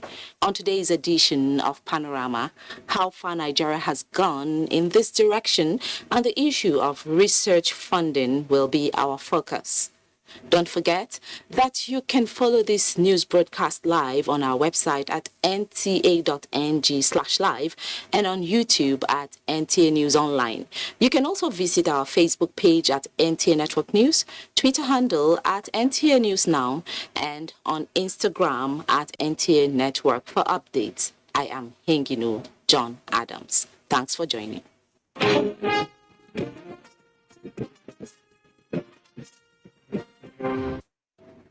We begin by letting you know that President Muhammadu Buhari is in Lagos on a one-day official visit. State House correspondent Adamu Sambo reports that the president was accorded a befitting reception on arrival at the presidential wing of Murtala Mohammed International Airport. Governor Babajide Sanwo-Olu was the head of the welcoming party, which also includes the governor of Yobe State and other top government officials. The president inspected a ceremonial guard of honor mounted by a detachment of the nation's armed forces. He is expected to inaugurate the new Dangote fertilizer plant in Ibejuleki with an installed capacity to produce 3 million metric tons of urea per annum. President Buhari is also billed to inspect the Lekki Deep Sea Port project and also inaugurate the newly constructed international terminal building of Murtala Mohammed International Airport, Lagos. Anytime soon, President Muhammadu Buhari will officially inaugurate the new international terminal at the Murtala Mohammed Airport in Lagos. The project, described as a child of necessity, will give a facelift to the aviation industry and enhance the quest to create an aviation hub within the airport environment. With capacity to process 14 million passengers per annum, the new terminal is expected to eliminate delays, fast-track passengers facilitation, and increase the nation's earning from non-aeronautic sources. The president will also witness the signing of the Memorandum of Understanding with the Lagos State government on the 9-kilometer airport Shasha Alimosho Link Road to be constructed by the state government. The terminal, tagged Terminal 2, is coming on board close to 45 years after the first was constructed at the airport. Now, worried over the resurgence of violent crimes in Imo State after months of respite, President Muhammadu Buhari this Monday summoned Governor Hope Uzodinma for detailed briefing and strategies for lasting solutions. State House correspondent Adamu Sambo reports. Imo, the eastern heartland, has been quite unstable for quite some time. But the mood of optimism for lasting peace was recently punctured with the attacks on critical assets of the Nigeria police as well as the country home of President General of Ohaneze Ndibo, Professor George Obiozo. Governor Hope Uzodinma, summoned by President Muhammadu Buhari out of genuine concern over the worrisome development, is to find facts with a view to effectively strategizing on ways and means of decisively dealing with the situation. To discuss what is required to ensure that it is properly controlled, and he took seriously my recommendations, and indeed I can tell you he immediately gave approval to all that, which includes increase in manpower to security agencies and then other logistic supports ranging from additional arms and ammunition, making use of our local vigilante and the involvement of community leaders. The Imo State Governor did not elaborate further on measures to be adopted towards controlling and containing the situation. He, however, expressed serious optimism that President Muhammadu Buhari will not hand over a troubled Nigeria to the next administration. I can tell you that we have a statesman, a nationalist as a president. And there has never been a time I presented to him any request that will benefit the people that he did not approve. So, and that is why I'm excited anytime I'm before him. Because the man thinks Nigeria, dreams Nigeria, and is living for Nigeria. Only logic makes sense to him. Good logic. I have gotten every encouragement from Mr. President and support to make sure that there is peace in Imo State. The only remaining one is left for security agencies to do their investigation quickly, unravel those behind this thing, and then bring them to book. Governor Uzodinma also used the opportunity to reassure Nigerians that the forthcoming national convention of the governing APC will be held not only as planned, but successfully too. The APC is the party to beat.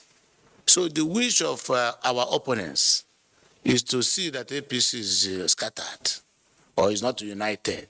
But that is their wishful thinking. I want to assure you that we will have a very peaceful, very successful convention on Saturday. The APC National Convention comes up on the 26th of this month. From the State House, Adamu Sambo, NTA News. To power matters, the Minister of Power, Abubakar Aliyu, is reassuring Nigerians that the power outages being experienced across the country will soon be a thing of the past as critical steps have been taken towards the restoration of normalcy. He said the President has given him clear directives to dismantle all obstacles towards achieving a stable, adequate and affordable power supply. State House correspondent Adamu Sambo reports that the President also engaged his economic advisor, Professor Doyin Salami. The president summoned me to come and brief him, give him first-hand information on what is happening. President Muhammadu Buhari had recently voiced his concern over the frequent power outages, apologized to Nigerians, and assured them of a quick relief to the situation. During his engagement with the Minister of Power, Abubakar Aliyu held behind closed doors. All the critical issues involved were thoroughly analyzed, especially the inadequate gas supply as well as the low generation on the national grid. The minister briefed the president on the steps taken so far towards the restoration of normalcy in the power situation. Invited all the stakeholders. We had a meeting and came up with some solutions, immediate ones, on an emergency basis to see how we can mop around and gather more megawatts and push on the grid. And a couple of other things that we have agreed to do, and we are chasing them now. They have started yielding result. So you can see now that it's evident that something is being done. Abubakar Aliyu assured Nigerians that President Muhammadu Buhari is committed to achieving a stable and adequate power supply in the country for a prosperous future. He promised not to leave anything to chance in the execution of his mandate in line with the vision and mission of the president. There is no cause for alarm. We are on top of it, and the president is very concerned. As you can see, he just came back from journey, and I happen to be one of his first guests. So that shows concern of Mr. President to what is happening. We will not relent. We will continue to do all things necessary to ensure that we keep giving Nigerians electricity. The newly appointed economic advisor to the president, Dr. Doyin Salami, was also summoned by the Nigerian leader. Details of their engagement held behind closed doors were, however, not disclosed. From the State House, Adamu Sambo, NTA News. Governor of the Central Bank of Nigeria, Godwin Emefiele, has assured Nigerians of commitment by the monetary and fiscal authorities to address the energy crisis that has had adversely taken toll on individuals and the country with consequences. He spoke while addressing questions after the Monetary Policy Committee meeting in Abuja. Leah Katum Babatunde has the report. We disbursed over 1.3 trillion naira in the last 5 years to support both generators or discos, or to acquire equipment, or to buy meters, or to even improve what is being paid to electricity generating companies so that they can continue to pay for their gas, and then the system can continue to operate. It first started with a premium motor spirit known as petrol, when late January the NNPC revealed it had received a report on the presence of emulsion particles in cargoes shipped from Belgium. But that is not the only concern, as Nigeria has failed to meet our OPEC quotas, which is attributed to theft. It combined with the global oil supply crisis to introduce diesel shortage to the bag of concerns that have now deepened the nation's power crisis. Governor Emefiele says the bank is working with fiscal authorities to provide a solution that will last. They're also saying we'll be engaging NNPC as well. If there's any kind of intervention that we can provide to help it, make it easy for them to bring in these products, so that this shortage can stop, then we will see that when supply increases and people are relatively confident that when they sell whatever they are holding in petrol or diesel store, that they can easily go and replace them, then the arbitrary price increases will reduce.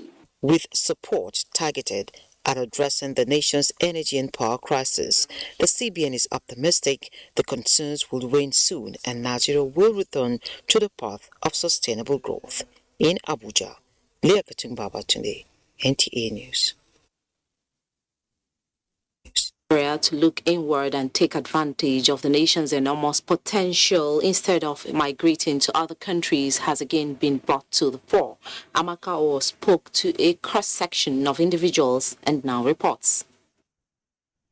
Nigeria is a colossus with numerous endowments that can be harnessed, especially by her younger generation or those striving to achieve greater heights. The nation, like all others the world over, has its fair share of challenges.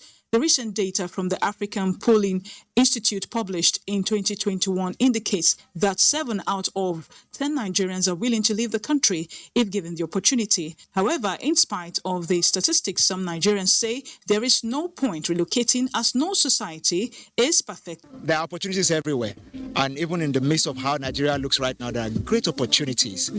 So not everybody will be in Nigeria, and not everybody will go abroad. The people that are supposed to be here should stay with us, and let's build Nigeria together. We cannot all run away if we don't wait to salvage it. If all Americans are running away, there was a time too that America had problems. There was a time British had problems. They did not bolt away and go to settle in France or something. They waited and developed it. And today they are better for it. If everybody is bolting away, then what country can you refer to that you come from? I have been in Nigeria for 3 months now, and I'm really impressed. It's such a huge, diverse country. The United Nations Department of Economic and Social Affairs estimation shows that figure for Nigerians in diaspora is put at 1.7 million as at June 2020. In Lagos, Amaka O, NTA News. You're watching Panorama on the network service of the NTA. Let's take a short break. More news when we return. The coronavirus spread is when infected people sneeze and cough. Small droplets of fluid expelled by cough or sneezes are laced with viruses looking for new respiratory tracts to infect.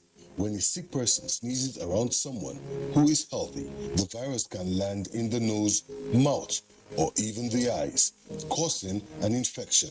Symptoms can include fever, cough, shortness of breath. Symptoms may appear within 2 to 14 days.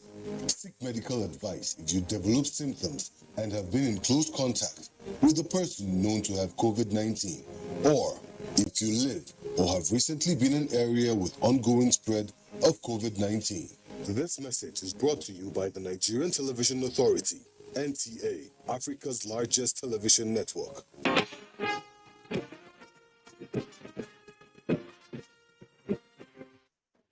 Thanks for being there. Talking COVID-19 matters now. Nigeria's search for homegrown COVID-19 vaccines will soon be over with its recent selection among 6 African countries by the World Health Organization to produce their own vaccines. Our correspondent examines the nation's journey of searching for its own vaccines. The development of COVID-19 vaccines restored hope to the world.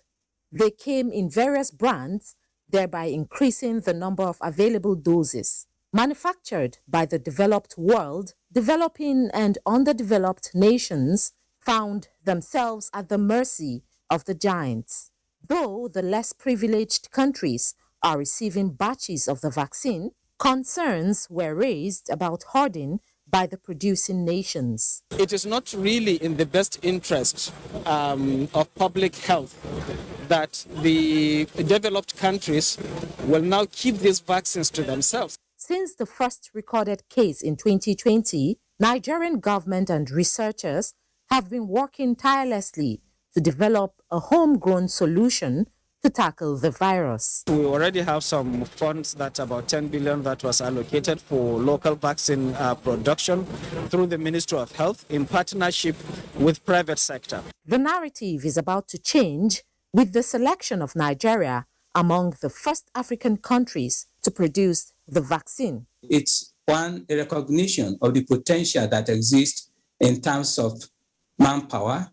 We have quite a number of researchers and scientists that have made breakthrough in various vaccines in terms of vaccine development and production.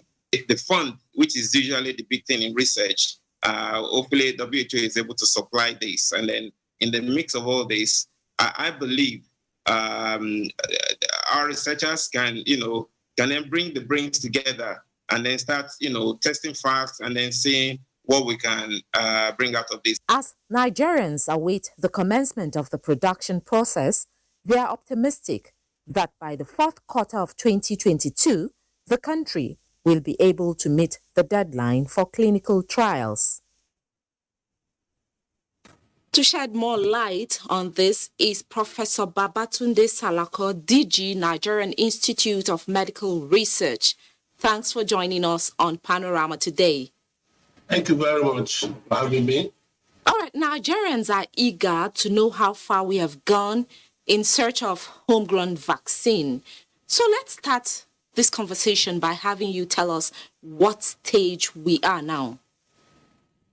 Well, thank you very much. I believe that in the last 1 year, we've been bombarded with questions like this, and that really has set us thinking.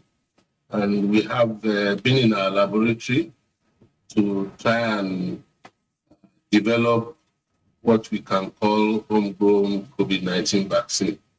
And I must say that we did try what we call a protein subunit vaccine, which is taking a particular part, spike protein of the virus, synthesize that, and then produce it with a company abroad. And we then tried to inject this into animal, which really didn't give us the kind of result that we wanted. So we're back to the laboratory again. And luckily this time around, we approached the TED Fund, which is the Tertiary Education Trust Fund, through with the University of Sokoto, University of Jos, the National Veterinary Institute in Jos, to approach them for funding to support vaccine development generally in Nigeria. And I must say that we are lucky to have been funded by TED Fund, and the three institutions, including another institution which deals with nanotechnology. All of us are now working together in a consortium to develop COVID-19 vaccines and Lassa fever vaccines. Indeed, the consortium is looking at different ways. While we are looking at, again, protein subunit vaccines in NIMA, the University of Sokoto is looking at the DNA vaccines, and NVRI is looking at an RNA vaccine development, and we have these other institutions trying to provide us with the adjuvant nanotechnology that we use as a carrier for the vaccines to be used. So where we are now, it's basically at the beginning, designing the DNA vaccine, the RNA vaccines, and protein subunit vaccines. And once we are able to finish with this, and we're able to qualify the candidate vaccines for animal trial, we will then try it in animal. And if we find the kind of response that we wanted, then we can start talking about a vaccine to be tested among Nigerians. I believe with the current funding that we have, we will certainly come up with a better result this time around, because we are not working alone, we are working in a consortium.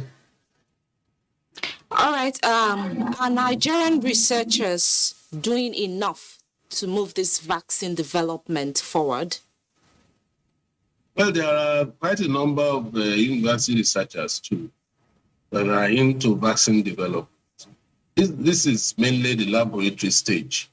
I'm not too sure I can tell how many of them, but I'm aware that a few of them are also trying their hands in development of COVID-19 vaccines in Nigeria. But this is something that cannot be done without adequate funding, which is a major challenge that researchers have in Nigeria.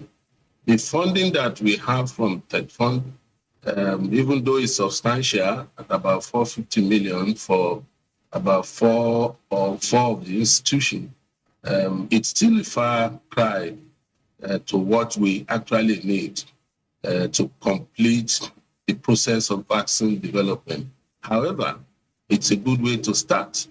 And once we are able to produce what appears to be a candidate vaccine, then we can start talking about further funding to put it to trial. All right. Thank you very much, Professor Salako, for sharing your thoughts with us on Panorama today. My pleasure, please. Thank you. Thank you. The daily update in cases of COVID-19 by the Nigeria Center for Disease Control as at the 21st of March 2022 shows that there are 87 new cases from 6 states of the Federation, including the FCT, bringing the number of confirmed cases to 255,190. Breakdown shows that Lagos has the highest figure with 34 cases, followed by FCT with 23 cases, Rivers 21, Osun 4, Kano 3, while Kaduna recorded 2 cases. So far, there are a total of 249,476 discharged cases, while 3,142 deaths have been recorded across the country. Enojo Adiku is our guide on sports updates. The Super Eagles of Nigeria is putting all together in order to have a smooth passage to 2022 FIFA World Cup in Qatar, as players have started arriving the Eagles camp in Abuja in preparation for their playoff match against Black Stars of Ghana on the 25th at the Babayara Stadium in Kumasi and 29th of March at the Moshood Abiola National Stadium Abuja. Francis Uzoho, Shehu Abdullahi, William Trus Ekong, Leon Balogu, Semi Ajayi, Ola Aina, Frank Onyeka, Odion Igalo, Daniel Akpeyi, Ahmed Musa, Ogenekare Tebo, and Kelechi Ihanacho, bringing the number of players in camp to 12 as at the time of filing this report. Medals have started pouring in at the 2022 National University Game NUGA as universities across the nation vie for honors at the University of Lagos, with Uniport topping the table with 28 medals, comprising 14 gold, 5 silver, and 8 bronze. The host, Unilag, is second on the table with 4 gold, 6 silver, and 4 bronze, totaling 14 medals, while Nile University Abuja is third on the table with 3 gold, 2 silver, and 2 bronze, totaling 7 medals after day 3 of the competition. Meanwhile, going by its popularity and acceptance as one of the fastest growing sports in Nigeria, rowing, canoe, and kayak will debut at the ongoing Nigerian University Games at the University of Lagos as a demonstration sport on Wednesday at the Unilag Lagoon front. The Federation says it is important for the sports rowing and canoeing to be part of the demonstration sport at the NUGA Games as an early sport, and it will take the Federation to the next level in no time wasted. In golf, over 100 male and female golfers on Tuesday playing through the 18 holes at the Ikoyi Golf Club. That's it on Panorama. But before we go, I'd like to remind you that the fastest and easiest way to becoming a star is to connect with the NTA to stand against rape and rapists. Thanks for watching. I am Hingino John Adams.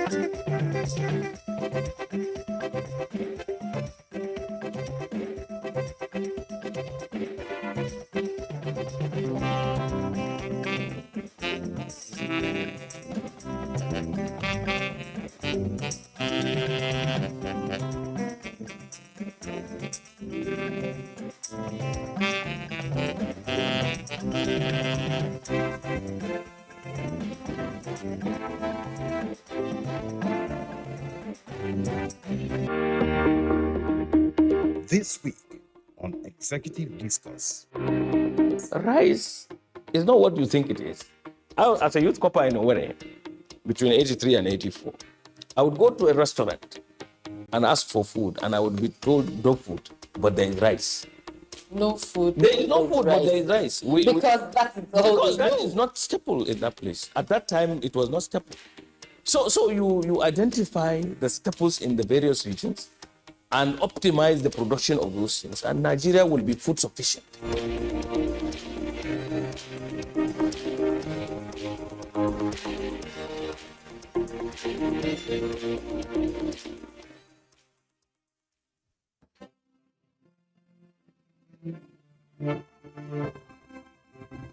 We want to talk about rights, there are obligations.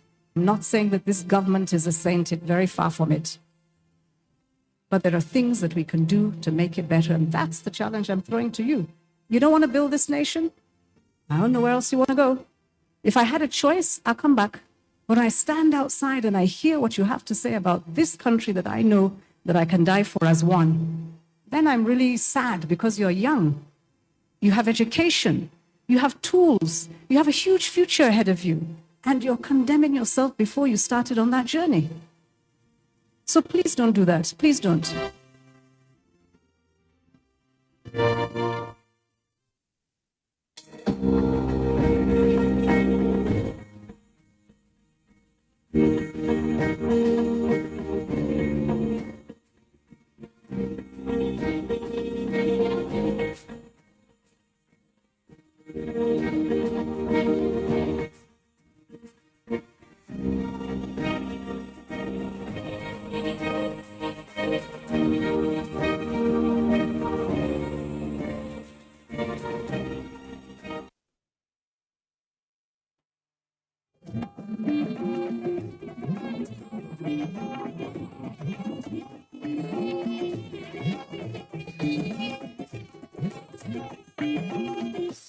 This is the network service of the NTA.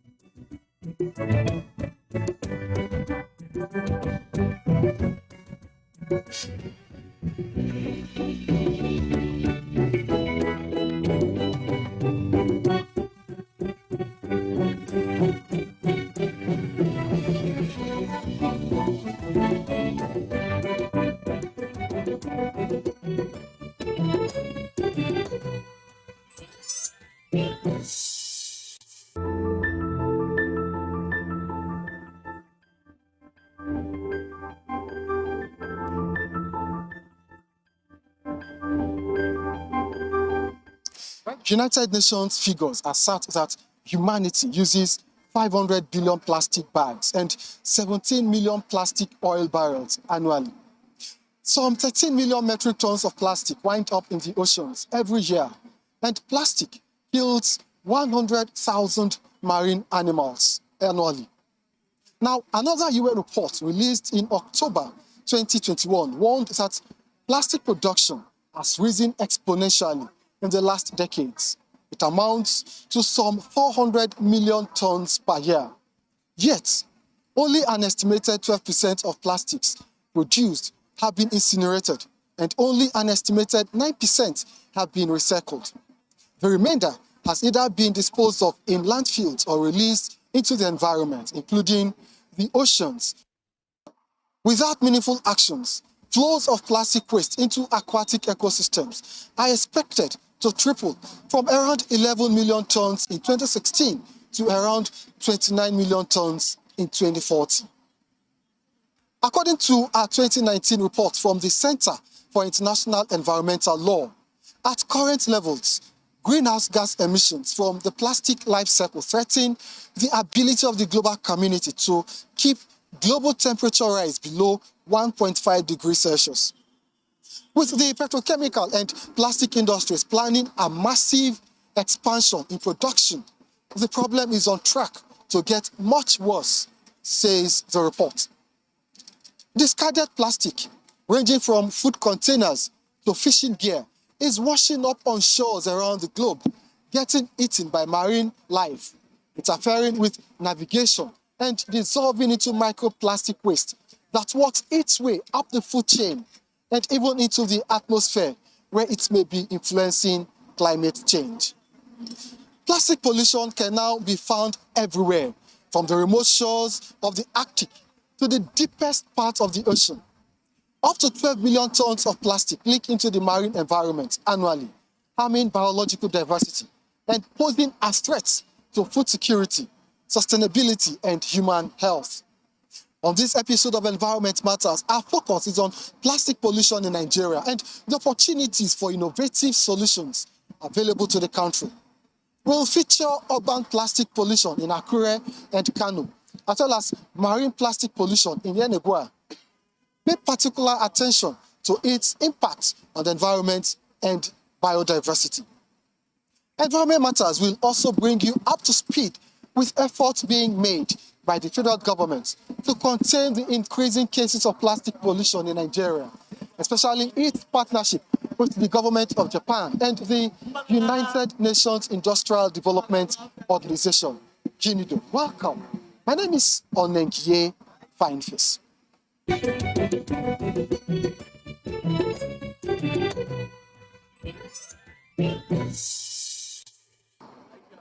Now, to give perspective to the issue of plastic pollution, we'll join Kayode Olorundare in Akure, Ondo State, who gives us some insights into ecological problems and health risks associated with plastic pollution. From Akure, we'll be linking up with Elizabeth Hilalamido in Kano State to tell us efforts made in the state to reduce plastic pollution through partnership with private investors to provide a sustainable waste management system.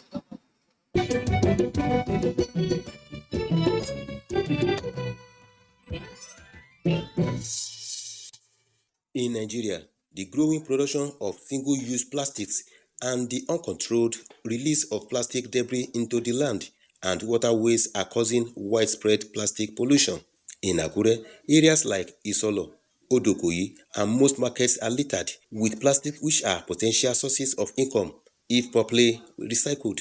Research shows that over 60 million plastic sachet water bags are consumed and disposed of daily in Nigeria. One of the major reasons why we have to go for bioplastic is that bioplastic will degrade completely in the environment as far as the innovation is concerned, because they are made up of biogenic materials which are organic in nature, and we know that organic matters will definitely degrade in the environment without having any toxic effects left over. So bioplastic is a new invention, new innovation that is coming into our world in replacing the synthetic petroplastic that we have.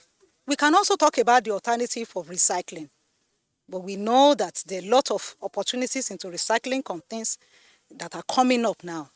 There are a lot of ways by which plastic are being converted to innovative bags. There are a lot of ways by which we can convert plastic into some other materials that are useful. As relevant as polymer is, they are also constituting a lot of problems in the society. And for that, right from manufacturing sector, there are a lot of improved polymer composite or polymer-based material recently been developed and released globally, such that after their use, they can be recycled.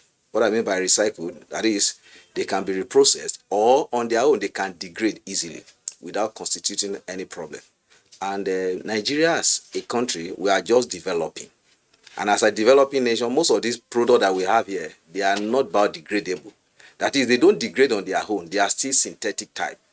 And because they are synthetic type, the only way we can actually control them in Nigeria is by having a good government policy, such that after use, there can be a way of collecting them so that we can recycle them. Respondents believe that innovation into plastic world will assist in no small measure at eradicating plastic pollution in urban centers. Stakeholders are, however, imploring governments to prioritize waste collection and recycling infrastructure and come up with a law that will check and control environmental decision-making.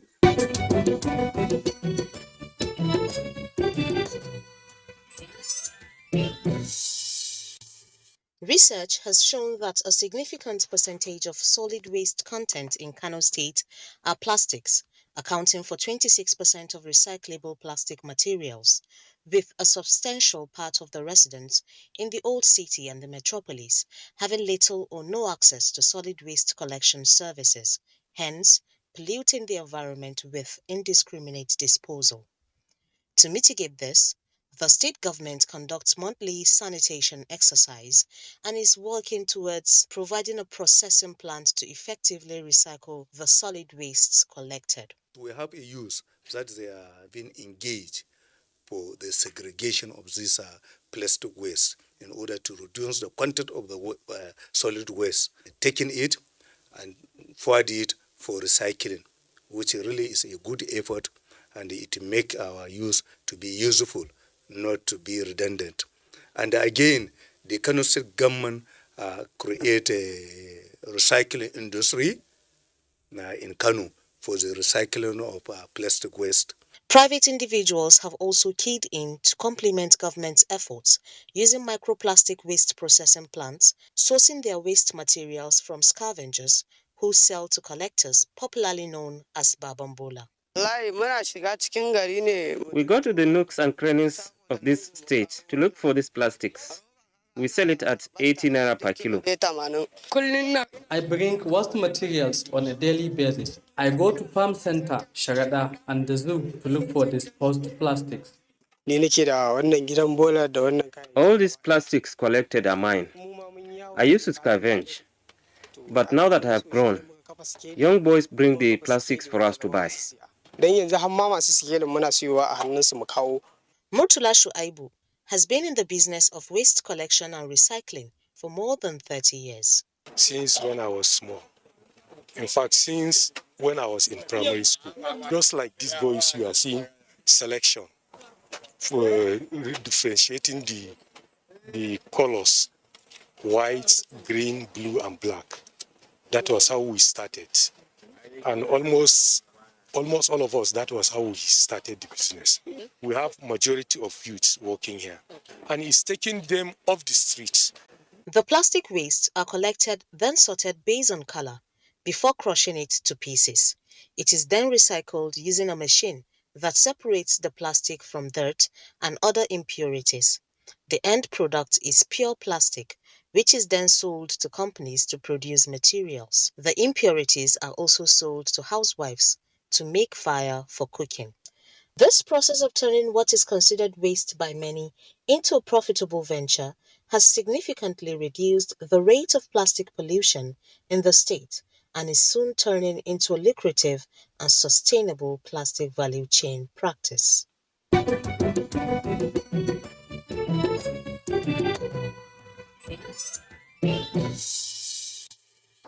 Runoff plastics often end up in the ocean. Doris Akumoye in Yenegua will give us a situation report from Bayelsa State on how plastic pollution is affecting aquatic lives and coastal ecosystems in Nigeria.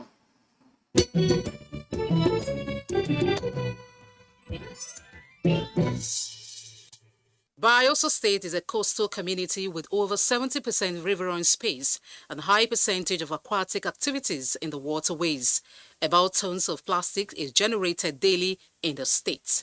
Consequently, the continued pollution of the water space with plastics is a source of worry to stakeholders. Environmentalists stress the need for the state government to establish a recycling plant, which will in turn create jobs for the teeming youth population.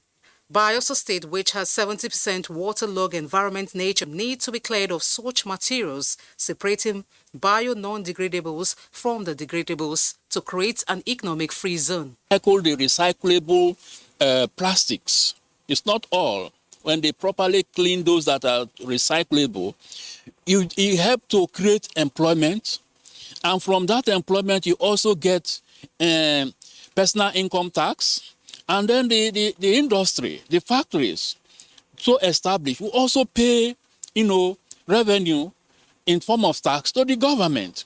Does this contribute to colon cancer? Yeah, it does. For the blue economy, plastic has become the major risk in the blue economy. When I mean the blue economy, I'm talking about the marine zone. We have turtles being rescued from plastic waste. We have sea mammals, dolphins, whales, name them, being shocked by plastic. As we speak, plastic is a major challenge in the blue economy. And if nothing is done, with time, we'll have a broader, what we call dead zone. Dead zones are places within the ocean where no life exists. Scavengers who are in the business of picking and packaging of this plastic say it is an organized business with players from various recycling plants to the manufacturers. If our money go and look plastic and other things, we are buying many things. Nobody will go in out without money. So after we buy, after they are coming, we now come measure what is inside their truck, feed them.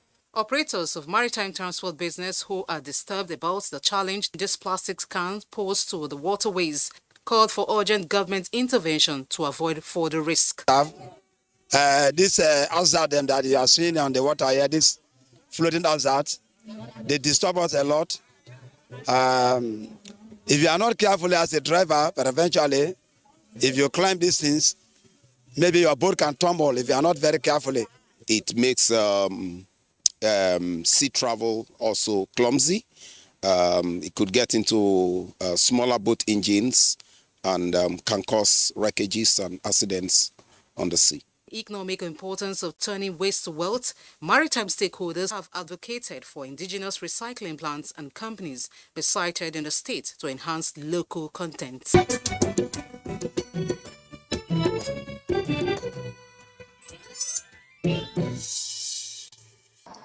Plastics are said to be the largest, most harmful and most persistent fraction of marine litter, accounting for at least 85% of total marine waste. Our United Nations Environment Programme report notes that while we have the know-how to dispose of plastic properly, we'll need the political will and urgent action by governments to tackle the mounting crisis. Key findings of the United Nations indicate that the amount of marine litter and plastic pollution has been growing rapidly. The scale and rapidly increasing volume of marine litter and plastic pollution are putting the health of all the world's oceans and seas at risk. Now, despite current initiatives and efforts, the amount of plastics in the oceans has been estimated to be around 75 to 199 million tons. Marine litter and plastics present a serious threat to all marine life, while also influencing the climate. Nigeria, with a population of over 200 million people, generates about 32 million tons of solid waste per year, of which 1.15 million tons are plastic wastes. With little or no segregation, plastic wastes are illegally dumped in open spaces, including drainages, or co-disposed of with hazardous waste, such as healthcare waste, in dump sites and burnt openly, with an estimated 340,000 tons ending up as marine litter.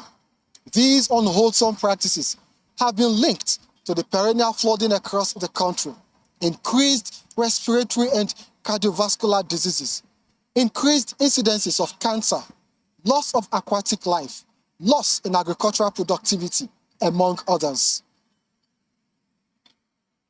Nigeria is in partnership with the government of Japan and the United Nations Industrial Development Organization, UNIDO, to promote sustainable plastic value chain through circular economy practices.